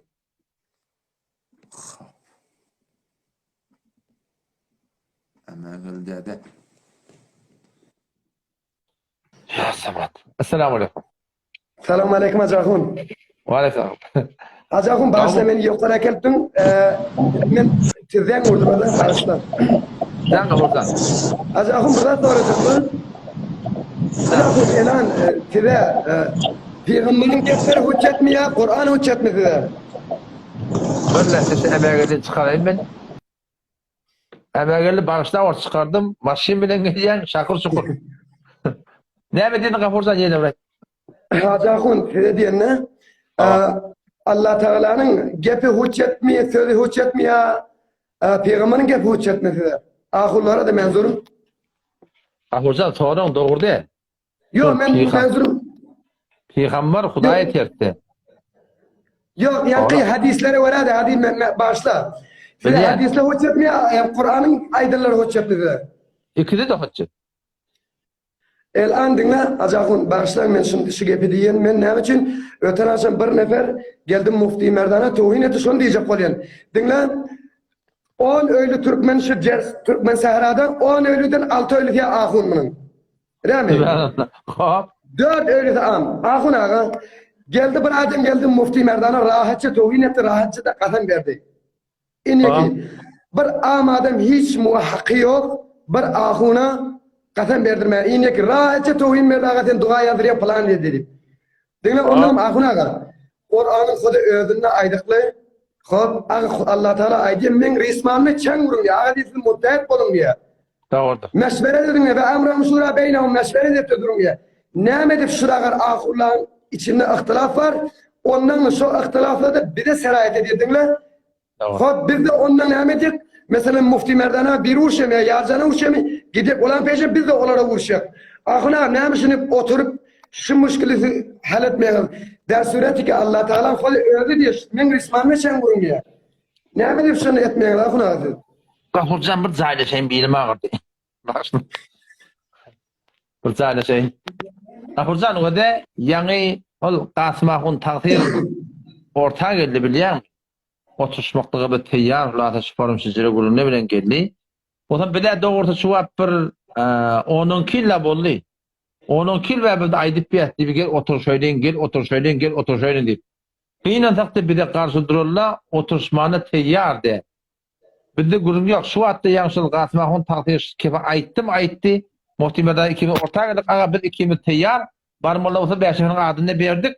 Biz var hem barmolla barca kefini gülüm yok. Ama kıyınan hatta buna oturuşmana gelmeyerle. Ne emedik gelmeyerle? Çünkü buna umumi torunda bilyerle alıp var yani yalnızdan. O da şu yalnızı, hava bir yalnızıptır. Deyip mekliğe şuna cüretleri yetenek, gayratları satanak, şeyde bir yağday, şunun için gelir akla. Şunun ne millet düşünmeli, şunu biliyor musun? Millet için düşünmeli. Sen aydatına çok ona. Kasım ağa, men Kasım ağuna zeng vurdum. Şo söyleneyim. Kasım ağun ellargala men zeng vurdum. Men dedim ağun ağa dedim sen dedim bizi sergerdan et koydun dedim. Bizem şo dedim internet satın alıp dedim seyredip otur kaçan Kasım ağun gelir dedim. Onu aytdı o. Biz geliyek dedi. Hala yana vaktini belləmiz yok dedim. Men 45 dakika sonundan gepleştim ağun ağa. Hop. Subhanallah. Geliyek dedi. Veli munta ağun ağa ne dedim. Siz münazara koymaya gerek yok. Siz bir mescitte oturun əliyiniz hem bana. Edemi? Əliniz oturdu şöyle bir siz elan Türkmeni hem bana bağışlan ben bu gepiden. Hem bana kırılışıp var ya kalan bu dinin üstüne. Xudaya diye haykı verin doğru, senki doğru mu? Ya olankı doğru mu? Balankına bir ikaçtan alın gerken aldık ağın ağa. Onun ağına bakıp bırlat diyelim. Onun ağına bakıp bırlat diyelim. Hop inşallah öyle. Sen ayda kaç. Ondan yanı çayın başına varın, yanı naharın başına varın. Şu fikirle geliyor. Ben diye Xudaya diyen. Haykı verin ki doğru mu kamlayıp ondan gomrah olan adam. İnşallah öyle. Bir taraftan kemçilik yok Gafurcan. Bir de oturuş yok. Açılış yok. Hak diye. Sen şu hatta görüyorsun bar ha. İşte burada beni soruyorlar. Men bilmedim, bilemek diyen. Haydi burada attı ben yanlış aydım olsam, öğrenip aytyan ağa mesela yanlıştır diyen. Biz bunu utanıp durum da ustadan öğrenen adamız. Hemen kıyınan da onları kötü bize karşı dururlar, şola gelmeyerler. Ben sana aydeyin, açık aydeyin. %90'lık Kasım Ağa'nın takdir öyle. Yani gelecek diye adamlar gelmeyerler şola. Ne gelmeyerler? Çünkü biliyerler. Alıp banayanın yanlışlığını. Komşuları biz ne mi değiller? Sizin etmeli işine bir dert yani o da. Sizin etmeli iki iş etmeli. Böyle dua edin. Allah Teala'nın hidayetini bir zaten koyun. Ya Allah bana karası adam. Her kim bir zat diye. Ya bana hidayet et. Men doğru atal. Hayti yol doğru. Kimin yol doğru? Ya Allah diyor yalvar. Allah bilen kasam Allah seni hidayet eder. Deyişinde olur. Oğuşunda olur. Bu bir günün ikinciden ne? Can. Hayda. Men dua edeceğim ki veli özümden inşa gelen şu atla men namazı katırdım. Men aydan Allah cani evvelden şu ahullarına hidayet ettin. Allah biz işgali yok den bir ikunem cehennem ne yazdım. Ama şu ahullardan bir kırılışma var ya den. Ağuna men aşkılı dua edin. Allah cani şu ahullara hidayet ettin den. Ağlıvir olsun den. Ondan hazakun. Menin layık koyacak. Edem şu ahullar mecbur edecek şu ağlıvir olsun diyen. Adar kundan layık koyup duracak. Ahullar ağlıvir olsun diyen. Keşke ahullar hop belakana keşke ağlıvir olsun. Ağuna ödem yoldan bırdadım diyelim. Diyor altıyla ağuna. Hop veli işler ağını biriktirip olmaya ağuna. O da Gafurcan sen de Ahmet'in çek kardeş. Yani men şu hatta sana aydeyin. Kullan ağını birikmer. Näme deyip şomun aňyrtynda hudaýlyk göç ýok. Şu dawa aňyrtynda hudaýlyk göç bolsa, oturjagam açylşam bari. Min gynanap da aňyrtynda biz bilen dawalaşýan adamda. Şu bolmalardan hakynda häket ýaly, özi ýüzü görýärdi. Adyndan gorkýa, awraýyndan gorkýa, hatda şu şynarlyň ödünde. Bende wa sowtyti bar, kime gerek otyp bereýin. Hatta şon goýmaly men, şon goýama. Şynarlyň ödünde bir şu aý 40 100 ýyly dogrumy, dogry oturşdyk. Şu tada boynalyny bir forum. Şäherinde näme etjem bilmäni. Hol ahyrda garahym fettany ütedip beýle paş etip görüm. Ondan bilen muşkul bar ha, haky bilmezlikde. Bilen muşkul şey bir ömür amin dipdiler, kawul dipdiler, gaýrat edip dipdiler. Ne şu aýdan kemin öwrü almalar. Şonu başaran aklaşdylar. Indi ahına şu durbin bolmasa bolmaýan. Bu lokan mescitte oturun. Bolmasa eger siz ahına men eger yemesen muşkul ýok. Men çağırayım, men öýme geleýin bolmasa mescitte meselen yemek çakolor gelin men kaýryn. Menkide gurlaşyň veli milleti iki ýolda goýmaň diýjek bolanyn şu ahına ýok. Men gasy cesaretim ýok andan azak. Ýa. Men sen ýaşy niýetden men bilýän, ýene durbinsiz bolsa bolmar. Şon biz o tejribe etip gördük. Awal bara öýle ýaly oturşyp gördük, hususy oturşyp gördük. Baran da hawada diýdirdik, sen aýtýan dogry diýdirdik, emma çykaýdan soram ýerinden ýamanlaýarlar. Bula bilen tet adamlar bula gurun tapýarlar ýerinden. Benim maksadym näme? Millet düşünmedi. En şu namaýynda seçýärler ha. Aşa ahurda da seçmedi, millet seçmedi. Şondan başga ýol ýok. Dürbin bolmasa, dawer wagt bolmasa, bu da bolmaz hiç ýokdur. Ben ýetmedim diyor. Asa şu Kur'an'ın öýde aýdy, Kur'an'ı emel etmediňiz. Yani o pes ýatyr ýa-hala iki urun diýen ben. Ahuna pes Kur'an'ı emel etmediň, yani Allah Taala bir sarahat ýa-ga diýen men ismanda çen gurun diýär. Mutehet bolun diýär. Dinle buna hadis aýtmaly ola bile ötköýär. Emma Kur'an'ı emel etmeli ola hiç biri ýoklar ahuna. Kur'an'ı emel etmeliler. Gafurjan öde biz bir zat diýär, o bir zat diýär. Onu dursun heni. Şimdi bu kadar ihtilafi değiller. Biz burada diye olur burada diye. Heni şu Türkmen ile arasında öz bilyen zatların amal edip duran tapmak bir %90'sı şeyle diye. Bilip durluyorlar işte mi? Bilip durlu ama şu Türkmen zaten tevhid tipleri var ha. Bu tevhid deyip. Şola da köp zattır bilyenle. Bedgatilerden farkı yok. Bunu da bilmeyen duran aklar. Bilyenle. Yoşu bilyen zatın amal edecek o da ne mi? Kepten kaçmalı, gurundan kaçmalı, kepten kaçmalı, gurundan kaçmalı. Sadece Muhammed değerli adını almalı, şu değerli adını almayacak oluyor. Olmuyor bıraktılar. Millet seçmiyor oluyor, başka çare yok. Böyle akuna mena dua edin ki ağır olsun, tamam millet ağır olsun, mena arzum şu. Akuna canım sağ olsun inşallah. Evunçak, ön hidayetine dua et. Ya Allah bana doğruyu köküldü. İnşallah ben şu duanı ne kadar adamlara ettim. Şöyle Peygamberimiz de işinde gördü ya. Peygamberimiz de işinde görüp hayfi yolun doğrusunu köküldü. Neyse adamı köküldü. Kendi Huday'da yalvar, ya Rabbi Allah beni kanatsa adam. Kiminki doğru ya Allah. Her kim benimki doğru diye. Ya Rabbi Allah ben seninki doğru diyen. Ya Allah ben doğruluğuna hidayet ettim. Hidayet bulmadan çim alım gerek ki. Belal'da alım yoktu. Sahipte alım yoktu. Selman'da ilim yoktu doğrusu. Hidayet de Allah'tan hidayeti gerek. Ödüne yalvarın. Huday'tasın dişini ucunda köküler. Kim kalp var yerine haklı. Böyle akuna tanrı akın, elin ağır mısın? Akuna yine bir cemaatle bilinenler diyecekler. Ey dostlar, öten akşam iki nefer ikisi ahunları ihanet etti, dostlar sonra yıllarla görmem. Ahun merdana da ihanet etmek heyvara doğru değildi. Ben akel dedim ahun beni ben mutasifane akelmedi. Yoksa şöyle kov açıklayıp verecektim. Böyle ahun ağa tanrı akın. Selamun aleyküm. Cezakumullah. Selamun aleyküm. Türkmen ille Müslüman doğullum ağdı bir qavdatçı. Edem şoň ýerinde. Mene gynanyp hakda awwal aýdylan datla wa diýlen datla wa şonu öwrüp almaklyk işlere gyn bolýar. Ýoksa öz bilýän datla bizikinden hade biz olar alymsız diýmek Müslüman. Olar ki bize karşı doğru olar alımsız değil. Gata alım ba olardy. Ýöne şu öz bilýän alymyna amal edip de var milletin arasına saylanmak lazım. Aga bilipdi. Sen bilipdi şu kabrın başında ikili ağaç tutmalı. Öyle bilipdi ha. Ne mi değil? Öyle dedi. Öyle bile şu kürek doğan doğru değil. Öyle bilipdi ha. Yine şekli. Öyle bile şu köpek paylaşmalı ne? Yine de payda kavrım. Kim? Ortadan hücreye tuttu. Ahun öldü. Müderris öldü. Diğer söylüyor. Oturan başta kepmesek ona ha sultan öldü. Öyle bir adam yok. Ama amana yakasa amana yakasa şöyle. Teyze amulet yerlerde at takıyor ya. Tondro diye falan diye. Allah hidayet etsin bunları. Allah hidayet etsin şunu. Vakan.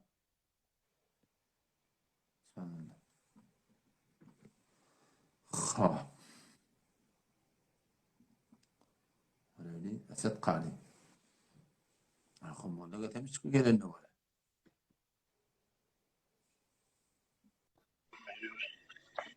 Selamünaleyküm. Ve aleykümselam ve rahmetullah. Tamam atıyorsun. Selamünaleyküm. Kazakun kavmanın. Elhamdülillah kavmedin. Al Hudayr. Selamünaleyküm. Ve aleykümselam. Can Müslümanlığım bilmiyor sonra. Kazakun ne sorayım? Oğlum doğru. Sonra. Ha bol. Kazakun peygamberimiz kim pir tutunuptur? Peygamberimiz öyle pirmiştik. Ha, pirlen öller pir tutunmuyor. Pir ölünden sonra bana hep pir tutulmuyor hava. Öyle pir oluyor. Ha. Hava şeyle. Pirle pir tutunmuyor mu pes? O da şu an tamamen pirim var. Öyle mi? Ben pirim var şu an. O pirliğe bana talim veriyor davet diye. Meşhur derece bariyan. Pirim ölüyor. Kim pir olursam? Ben pir olup da. Ben pir olursam pir tutmuyor. İmam Azam kim tutunuptur Kazakun? İmam Azam rahmetullahi aleyh hakkında Reddül Muhtar'da geliyor. Benim dairesinin hakkında geliyor. Reddül Muhtar'da geliyor. İmam Azam rahmetullahi aleyhinde pir varmıştı. Pir tutunuptur İmam Azam'da. Hava şeyde Reddül Muhtar'da şöpürüm. Hanefi Medem kitabında şöpürüm ediyor. Beyleki imamla da tutunuptur mu Kazakun?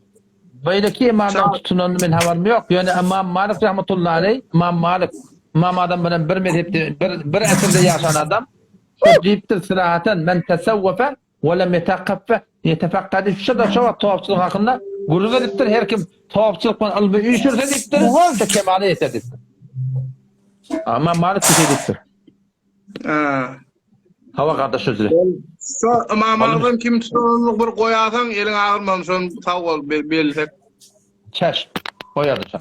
İstoriye koyardı. Bağlı. Bağlı. Bolya. Hop. Selamun aleyküm azabın nede qoman. Ve aleykümselam. Esed Kari kavmun kamatın. Oğda şükürlerim odan. Tabii. Can Kari can işin var. Oda akun neden işi ölümçakı işim şiki. Şumat mesela ölün kurunu tutun kostetme taraftan. Aha.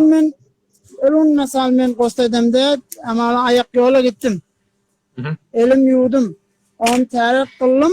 Onun doğran mesela kostetip kolonda doğran bir muğay yadını düşüyor. Adam zaten hani. Bedenim ama mesela takkal yeni bir yer ayrılan yerle kıllar var da mesela yerine. Şimdi şu ayırdan olan beni kostetmem mi ya?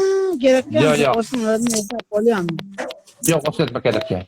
Kosundan sonra bileğin tiyirsen takkal baştan murtun tiyiriyen, saçın tiyiriyen, kabat yarım tiyiriyen yamaşan kostetmek gerek ya.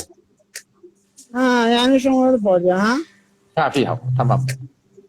Ondan sonra yine birden sonra ama olur sonra o da şike mesela men şumat bu adam iki neçe taraf tövbe edip biliyor mesela men şumat tövbe bir taraf amalı bir tövbe ediptirdi yine bir taraf tövbe çık böyle amalı neçe muğadan olan neçe tarafa varyansa ecazı var ya emişe ecazı var mı?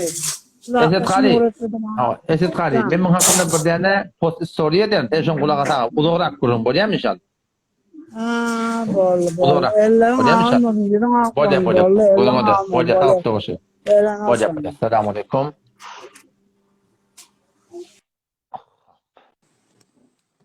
Ya Rabbel Alemin. Yazıkları ve değerli.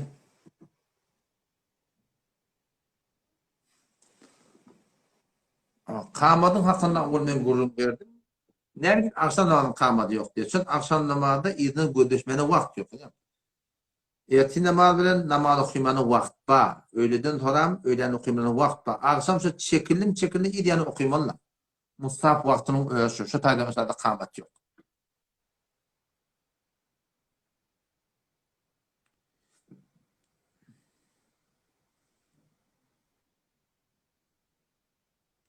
Düşünmedim beray duayı hayır. Düşünmedim aytiyanıma. Subhanallah. Cezakumullah. Allah her duan kabul etsin.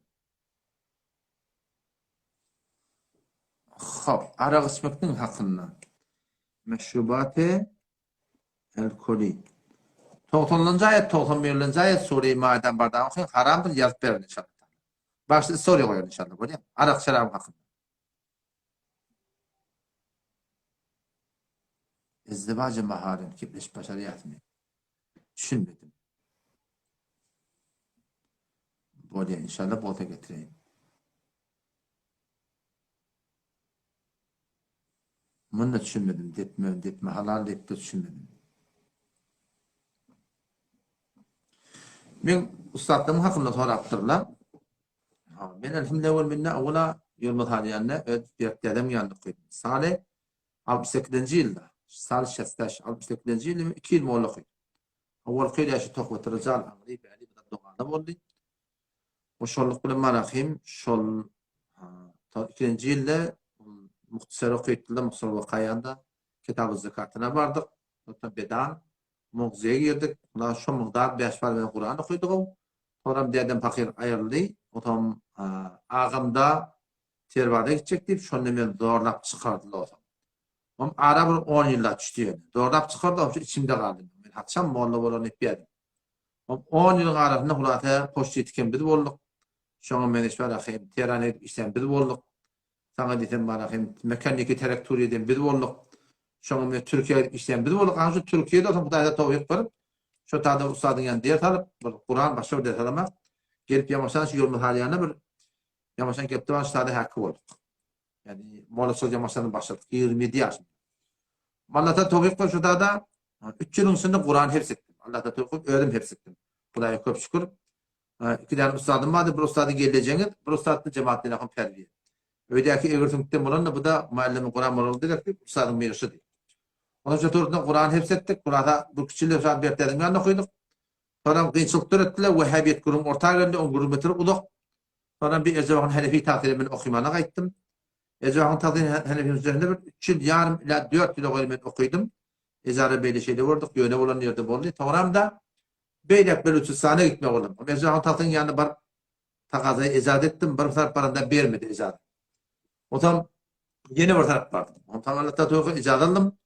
Beluçistan'a gittik. Beluçistan'da şurada barıp durada 2 yılda onu kanun dertemiz okuduk da 2 yıl ahun çolgallık. Onun toğramda yeni 2 yıl takız Hanefi şurada da Mevlana Mehmet Yusuf Senfer rahmetullahi aleyh bizim Ulukan Ustad'dan beri Feytinin Irak yaşadığı dünyadan gaytti. Mevlana Muhammed Dehkan rahmetullahi aleyh dünyadan gaytti. Mufti Halid Dehbari dünyadan gaytti. Mevlana Mufti Muhammed Zekeriya Dehbari ki şu yapar. Şol başında köp ulamalar şu tarafta Ustad'dan inşallah.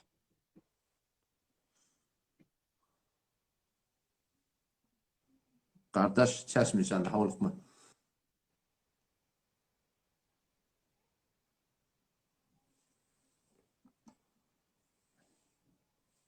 Ha. Burası o dünyada niye dediktirler? Cennetten cehennem arası. Apartı cennet aşağı cehennem. Berde şundan tamamen geçmeli. Şimdi Hudaym men hewre gelmeli hewas. Şewati mirtafak göreyim kim şu? Ne lakem bu göreydi. Bismillah.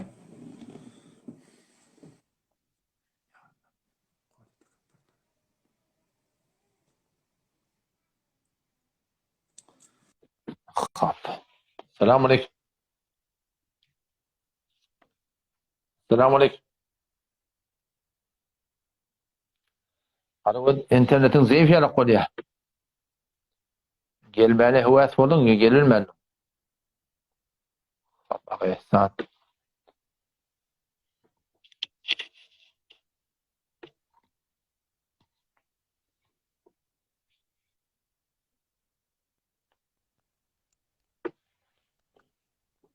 Assalamu alaikum. Azakun. Ve aleykümselam ve rahmetullah. Tamam atıyorsun. Qov Xudoga shukr armallavat. Var deytan. Jamsıman om to'g'ri ayda. Wa rahmatullohi wa barakatuh. Ve aleykümselam. Maşin aldım. Onu min xarjı senedini vurmalı. Be furuşanda elbette 5-6 yıl oldu. Onun Azakun xarjı senet be ohti furuşanda da kanunlu şeyle İran. Hava şeyle. Xarjı senedi vurmadı. Ahunla tanış. Onun benim ahun sen boynuna dedim. Öyle körükönmez oluyor. Hop. Ona men dedim näme şikayet berip kıyamet onu kıyamet bolsa diýdi kıyamatta alaga menden diýdi. Başla. Inni şu ahun lagan 4 tane kitap menden meni garaçy Bitawatdan edafa goýupdyr. Pes aňyrda bir zat ýok bolmaly şey diye. Özü ölüp gitti, men hakymda iýdi. Menne razide kıyamata çellim. Edafa pulla ahun 60 000 tümen şu zaman ala. Yöne men razide şu kefinden çüreyim. Zor aýtdym ama. Ala. Yeten hakkım var radi bolmalygyna malum var. Hakkım. Bir sualım. Ne? Can. Kilenci ahun şu yangurrunde diýdiň de bir münazara etjek 10 ýyl bäri aýdyp ýöz falan diýdiň naat berip durjakka şol ma'ruf däwler şola beren. Anam indi meni garaçyk sual piş gelýär. Aga siz sen Ağay Hafız Amanullah Yolma Ağay Merdani ya o taraplan olan adın bermeyin. Kullun diliniz bir nakşa bir torbadan iýäňiz mi milleti bir form sergermedip şeydip hamana kulasa ola bir yerden deramady we hangoft ki görüp otyn indi sen deramadyň biljekke yani milleti bir no qadim İran Hodro şirket sahibi aýanyk bir sepergil giýerini öwret maşin 10 beraber gymata berýärde. Siz de jediddat çıkarıp ya ola qadimdan bir daha dokap şeyle millet sergerdan mı ya? Hesap haksız velenmi, hak o velenmi? 10 yıl sen münazara gelipdun, gelmennu. Şu arada onun bir muhim gurrun olmalı yani ya vağen dine mezhep Hanefi'nin olankıda sizinkide de sen ne gelli otun. Muşkul olmalı. Yani kullan ezpaya esas galat bolmalı ki Türkmenle millet sade millet ödüm ayt yani başka şey akadamaz. Men ödüm sade millet Türkmen düşünemekken ödüm ayt yani. Onum ona da hava diyen inni seninle guşi inista çıkıp sana da inni qaw aşkar bolupdy, qaw düşünýän önküyük göre. Oturup onun ben alan bir yıl versen live'lem gözüyen ağa diyen şulan şayet ikisinin dili bir olsun can Hudaý diyen şayet biz arada yönü gomrah bolup ýem bolsak diyen şey bir bazar germiyet gelle bilýän Instada. Bular da şayet çok atdan bolsun diyen bir münazara etmeň 2 saat işi var, bir gün işi var. Yani ne diýip bir bana sual şunu bir açykla da. Men näme diýen tamam. Bir de hop şol hakykati ortada ba, şu ýüde çykdyn diýip bir de teýýar diýipdi. Ol iki gelmeýe, o regider kapştar etdi. Muşkul nerede? Muşkul. Bir de muşkul bolsa bir de gelecek. Sen orada beýar başy. Sen şu ilarasynda 2 nefer gurşýar. Şol iki gurşanyň haqqy bolsa, men ýüzleşek diýmeýem şu. Haklı adam men ýüzleşmän teýýar diýer. Hiç çekilmer. Şeýle edem. Doğru mele. Hapşy bolsa şu da galan netijede öňe. Bir daha korkymyz ýok. Aýtýan kepimizde hala kitapda du senet bar. Hanefi mezhep men, Hanefi mezhep düzgünden ben aýdysmana, diýişmene men teýýar. Olam ki ödüne anam ba bolsa, geldin ne gelmeýär? Şu rigider kapştar. Şol bilýär hak ödü bilen ne? Şu taýdan gelip bilmeýär. Haýsy bir gelýär geler. Muşkulymyz ýok. Onum ahun inni qiňoramha. Şolun tarafdary senden beterken. Hele. O tarafdarlar öten akşam şol agay Mufti Merdanyň live'ine gelip ödünden zat çykarýar. O men gözü her daýada kefine ödetýän. Düşünýän doga telezim işim ýok. Derkul onum şu millet, şu merdumi Türkmen sahra. Yani bir akli, bir öler, bir şunu tahqiq edip, bir iki kitap okuyup, ağa şunqı doğrum, bir öler, bir hak edip bilmeyen mi ka? Yöne bir teessüp bilen, ağa men palan akun, palan takdirin canım mercek. Bu ne ettin molu? Sen bir doğruyun gözde de, doğru mu okumam? Şu wede, bizim Türkmen ilimizde wede şu tamana göz zayıflenýär. Muňa eýnek gerek bolýar. Ota bazı zayıflenýär, muňa berziş gerek bolýar. Kalp zayıflenýär, muňa doğa meydany gerek bolýar.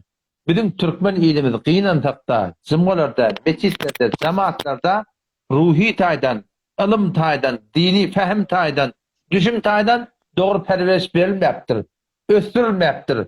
Şu wagt men Allah'a tawakkur, men şagirtdim ma, men şagirtime şeýle bir öwretdim. Eger geljekde men hakdan ýarsam, men beýtawat şagirdim de bilýär men adallam.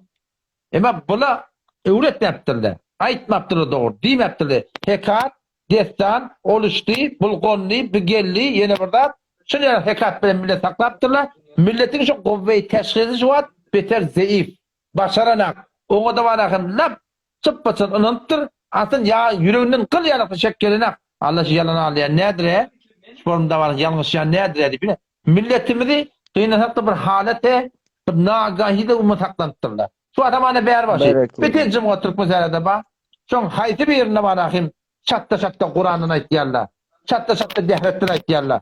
Çatda barakyň zekatdan aýtýarlar. Ya çatda barakyň soňma barakyň hijabdan aýtýarlar. Ya talakdan aýtýarlar. Ya bir mesele ijtimaýda aýtýarlar. Hemişe umumy türde. Ella maşallah, hem betema.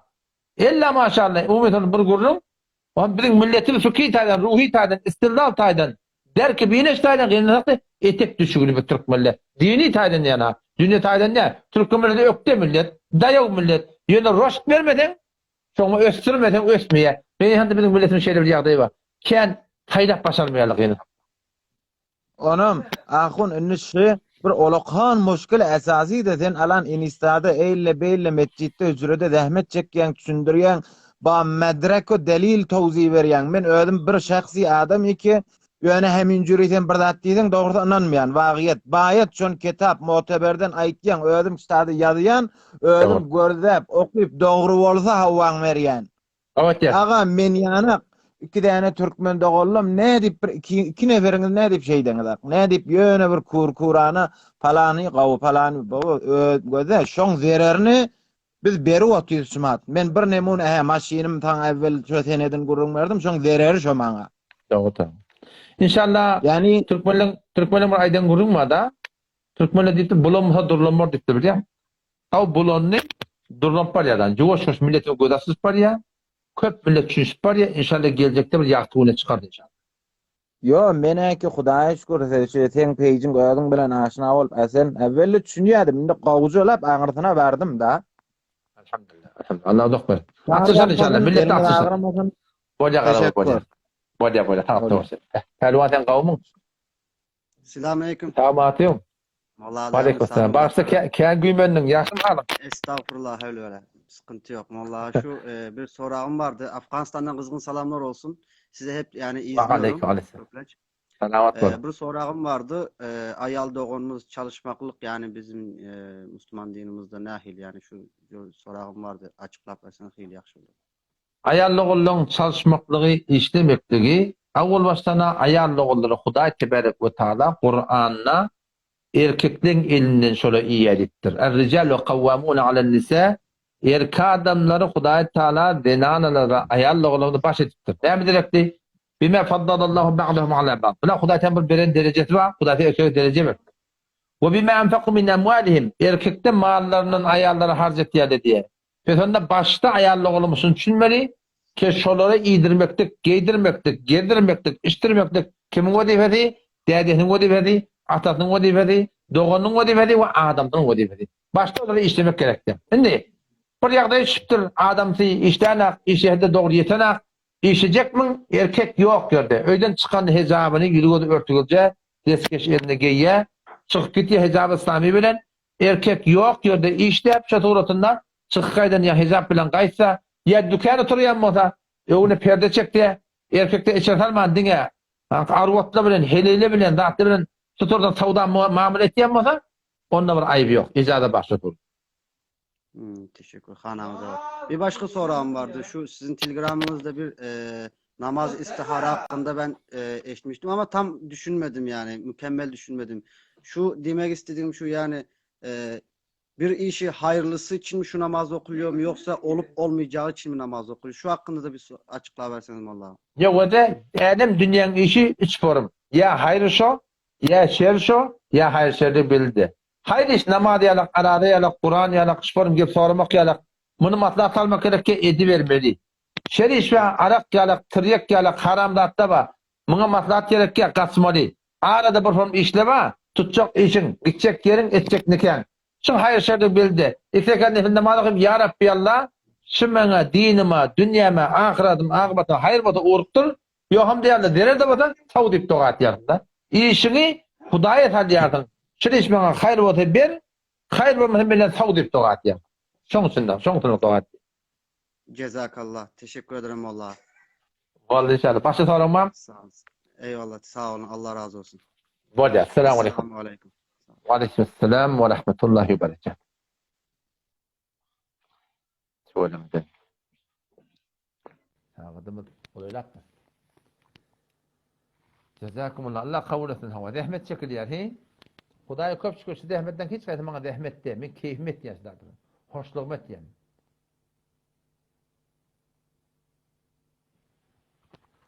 Subhanallah söýlem.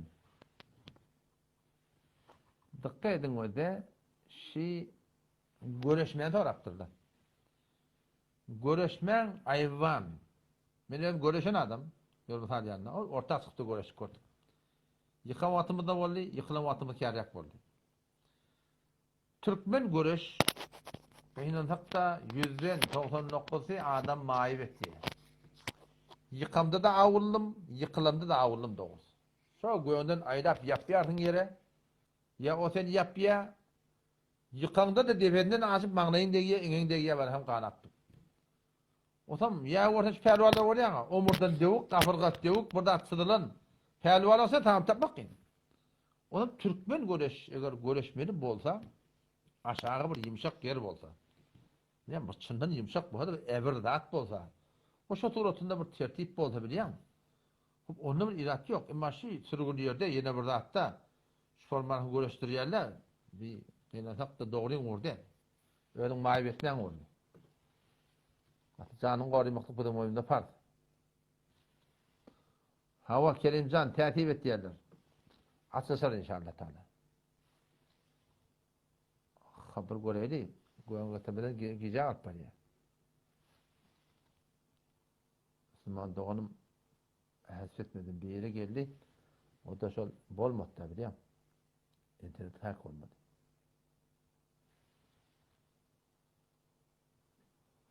Hop. Sen ben montezer diýen, ben seni vurdum kardeşim. Geli bilmedin yani. Ha. Taliban bilmediğinde bolup bardy Müslüman doğun. Esas etken bir adam kadik. Hop, yaşasın Türkmen milletim deyipdir. Oraylı gelip bilýärmiş. Tadı bir Müslüman doğumuz doğru geleti geliye. Onu ben vurdum ki yanında var. Geli bilmedi. Niye oraylı? Selamünaleyküm Ahunayın. Wa aleykümselam. Tamam atıyorsun. Bağışla da ben maşin içinde bat biliyor musun? Hava? Bana bir forum attı. Hava? Şimdi senin teyzepte neymiş o? Ayet düştü de biliyor musun? Aha. Ondan sonra plasa meydeti gömdük. Gömümüzden sonra mesela 20 nefer de otuz da biliyorsun. 20 tane karasına birden de akum var arada. Ondan Bak. dedi dua edecek olsanız dedi şuradan vekil tutun dedi. Mesela birazdan 3 var Kur'an okuyun dedi. Ondan sonra dedi vekil tutun dedi. Şimdi nezir oluyor? Doğru oluyor yani. Bilmedim sonra. Ödünü burada aytıp durdu. Özüne bir ait duruşu. Ödünü burada aytıp durdu. Doğrudan çok şeriatta Sizin doğru aramda dedi. şu ne mi diyecek buraya? O da şu aytacak buraya şey. Siz alkam 3 tane ne mi okuydu aytı diyen? Ne mi okuydu? 3 tane Kur'an okuyun dedi. Şon Kur'an mesela Ha, şu ne vekil şu- şöyle okuyun. Ama şu manzur şey. Siz bir alkam 3 tane kulhulla okuyanlar. O zaman beni vekil tutuyanlar. Ben Hudaya yalvarıp Müslümanların ruhuna bahsedecek diye pattığı da manzur şu. Yani var ahir Müslümana şine uğradana. Şine uğradana Müslüman doğurlam. Alkam okuyun. Kur'an okuyun. Ölleri adam bağışlan da sen uçana sözü kotturana kurban burayla. Uçana sözü kotturana. Sadece vurdun. Dua etmen tertipçi Müslümandan olmadı. Ya Allah ya Rahman. Tamam alkam okuyup dur. Kul huvallahu okuyup dur. Yarın para okuyup dur. Bir para Kur'an hatmet dur. Sonra soran başlayacak. İş var mısın? Ya Rabbi Allah. Erhamur Rahim'ten, mucibet davaten, kerimten, alimten, Allahümme salli ala Muhammed ve ala Muhammed. Ya Rabbi Allah okuyan dua Kur'an'ımı kabul et. Sokağını hem adamla imanlı adamla gele erkek, diri ölü. Hemen onu bahsettim. Hatta çıkarsan ehline. Ya Rabbi Allah ruhun şahide var. Amin ya Allah. Allahümme salli ala Muhammed. Kavul olsun. Bollu da. Onlar da yeni öğrendim. Güzel. Ondan ben başında var ve bana biliyor ki etmeyestem, iyi mi ettem ne? Abi sırrını da paylaşıp durmandı. Ay bana bir beter kendi yapayım öyle ya. Hayır yalnız. Yalnız. Ay kulağa da kulağa şu forum. Ava ayla. Kabristan dua etmeliyer ölülere kıyameti yardım almalılar. İğmeli yerde ya da İğmeli yer mi varsa? Bütün yerler canlayacak olan İğmeli. Ya. Yalnız. Can. Ben Kudaya şükür var ya hizmetli feminin aşina oldum. Doğrusuna edin. Ondan sonra ben var ya fıtratlardan başardık da taş oluyor. Allah kuvvettir. Allah uzak kuvvettir. Gayret edin inşallah. Boliyam. Boliyam. Akun ne de elime armadın. Allah kuvvet versin. Boliyam. Esselamu aleyküm. Ve aleykümselam ve rahmetullahi ve berekatuhu. Allah'ım o. Ödüm çıkar akun ne de ben başaramam. Adın ne mi de adın? Vehit Marwa Tepe. Bu adı o içe temin ya. Tamam. Ağın olmuyor. Elhamdülillah kavu. Sağım atayım mı? Allah kuvvet. Var. Zamsın bana onu. Bir yankı Suriye Ehzab ayı pencadan mele bir tozih versen de. Ayet ne mi hakkında açıp verecek? İzdivac maharem. İzdivac ve maharem belli yok ki. Bir gözesen. Sen bu aytiyan gurcunun molhetlin gurcun kardeş. İzdivac ve maharem yok belli. Men dakik sureti ayeti yadıma şuna bir izdivac maharemden bir ma bir gurrun versen. Kur'an'da hak icade ver. Bir daha icade ver. Sure-i Ahzab. Nersin ayet dedin? Ayı pencaya şovduk mukadiyen. Getireydi. Yemin iştiva etken olmalı. Başka sure olmalı. Ne mi? Penca. Bir tane de Peygamber Kudasam önlük sırasını Kudaydı böyle. Doğrudur. Bir tane de izdivac ve maharem yok bir tane de. Ya eyyühen nebi ey Muhammed Mustafa inne ahlalna leke biz sana halal ettik. Kimi ezvacekellati ateyte ucurahun. O bir dinarları ki sana sen şolara var rahim mehriyetin verdin. Ve men meleket yeminuk. Bazen kendisi varmış ondan halal etti. Mimme efe Allahu aleyh. O burada Kuday Teala sana şunu bağışladı. Ve benati ammik doktor emmelen ma. Ve benati ammatik doktor emmelen ma. Doktor emmelen ma. Ve benati halik doktor dayın ma. Ve benati halatik daydan gıydır ma. Alleti hacerne ma'ak. Onları ki min hicret ettiler. Ve emra'aten mu'mine. Bir imanı denana İvvehebet nefseha linnebi. Bir denana anırdan geliyor ya Resulullah. Radî olsan mesela heleyim olacak diye. İn araden nebiyyü yestenkiha. Peygamber istese şunu alacak o ta'ala bari. Haliseten leke min dunil mu'minin. Bu ta'da şılın marahim. Yankı var halalığının gurrun var. Ama ondan sonra bu ta'da kemekten gurrun yoktu. Can. Nişahatın Sen bir gurrun açacak oluyor. oluyor. Kulağa sen burada da açacak oluyor. İsteyen mi? Sen Zeyd ibn Harasan gurrun açacak oluyorsun. Zeyd ibn Harasan Peygamber'in oğulluğu, oğullu. Zaman cahiliyette birini oğulluk alanlarına sonra aynı öyle oğluyu alak bir yer demişikti. Oğlun ben geldim mi da? Şu geldim bana mehreme ebedi. Men oğlum o dünya gitse de men geldim ben nikahda başarmayan. Oğlum sen aytken şöbhen kimin şöbheti? Mulhetlerin şöbheti. Mulhetler ne mi diye? O da diye oğulluğunun diye. Ne mi diye? Heleyni aldı diye. Oğulluğu da oğla de. Oğlan başka bir oğlu. Oğulluk alıptır. Vakti ki bir oğulluk alınmadan, onu diyetten sonra talak kodan buradan, şun bana diye deligi, şun alıp başa diye. Bu tadı izdivaç ve maharem yok Kur'an'da. Bir sure, bir ayı var izdivaç maharemden. Şun bir bana da desin, bir dakik yardımcısın akmış var. Böyle bir ayı Kur'an'da kullen yok. Şimdi izdivaç ve mahareme icade verilir mi olsun? Yo, haram olup. İzdivaç yo, haram olup. Şöyle uçak etti Kur'an. Ben Torun doğru etmeyaptırdım. Hurrimet aleykum ummahatukum. O nesine haram ediliyor da. Hurrimet aleykum ummahatukum ve banatukum. Yani rakam şu ayet. O da Sure-i Nisa'da bir 23. ayette. Hafiften ne müşkülüm var? Yo, men şuna aytacak böyle Medine'de sadır oluyor demiş Sure. Ha, Medine'de olur tamam. Ve sonra Peygamber 15 yıl yani nebavvetinden 15 yıl sonra sadır oluyor. Hop. Şu 15 yılın içinde etmeyemiştim şu işi. Yok. Etmeyemiştim mi? Yok. Bazen zaman cahiliyette fakat şu bir varmıştı. İlla ma kad selef. İki ayarlığını biri almaklık varmıştık bazen. İki ayarlığını bile. Şu doğrultunda. Şol bazen varmıştık. Kuday Teala utarışta sonra nehyet. Nezebuliyat yok. Nezebuliyat yok. Doğru. Şimdi düşündüm. Düşündün mü? Doğru. Bir de şey ahun nerede? Vallahi men aytgan soruqdimda, gelip oğlanlı gurrun etdiye da aytdi, men senden sorawaty, men sen şayda tanışdımda sen bilek. Janayda. Bir de şey yankı Berdedari'den çürüyüm, yankı Berdedari jengde gidip berdi adet yerli, ondan sonra Kenizari. Şondan bir tavsiye versen. Men gurrun udak gurrun, men soru koyayım. Bu ne mesela? Ol gurrun berdim. Berdedari İslam'ın döreden dağıttı. Berdedari İslam'ın döreden dağıttı. Berdedari kabla İslam ba. Eyni avul Arap bolşiyalak. Eyni bana ham var riba bolşiyalak. Eyni bana sonra mesela sen yani iki ayarlığın bile üçlük bolşiyalak. Yani Berdedari de avval bağmış İslam'dan ölçek. Kenizari İslam'dan ölçek bağmıştık. İslam geliptir şunu eğer gavanil ve rişiken ettir kullen. Ona kadar soruyor koyun inşallah şunu kulağa tartışar. Ahun bir beş iki tane Kur'an'da yok mu yani Kenizari? Ba. Kur'an'da ba. Yani Kur'an ne ettir şunu? Tedrici ayrıktır biliyor musun? Kur'an bir düzgündür da. Ya benim o da bir açıklap veriyor kulağa o da. Başka birinin zihni sonra kalmadı o da. Şu vursullar da şeyde ama şu Rum'un vursupturlar. Doğru mu? Ha. İran'ın vursupturlar. Hop, vuruşmaktan uçak şoları ne ettilerler? Uçak şoları İslam'a davet veriyorlar. Kabul etmeyeler, cizye diyorlar. Kabul etmeyeler, vurs diyorlar. İki tane vuruşuya Müslümanlar galip oluyor. Hop, keşförlerin var Allah elimizde zulmetmeyesin onlara.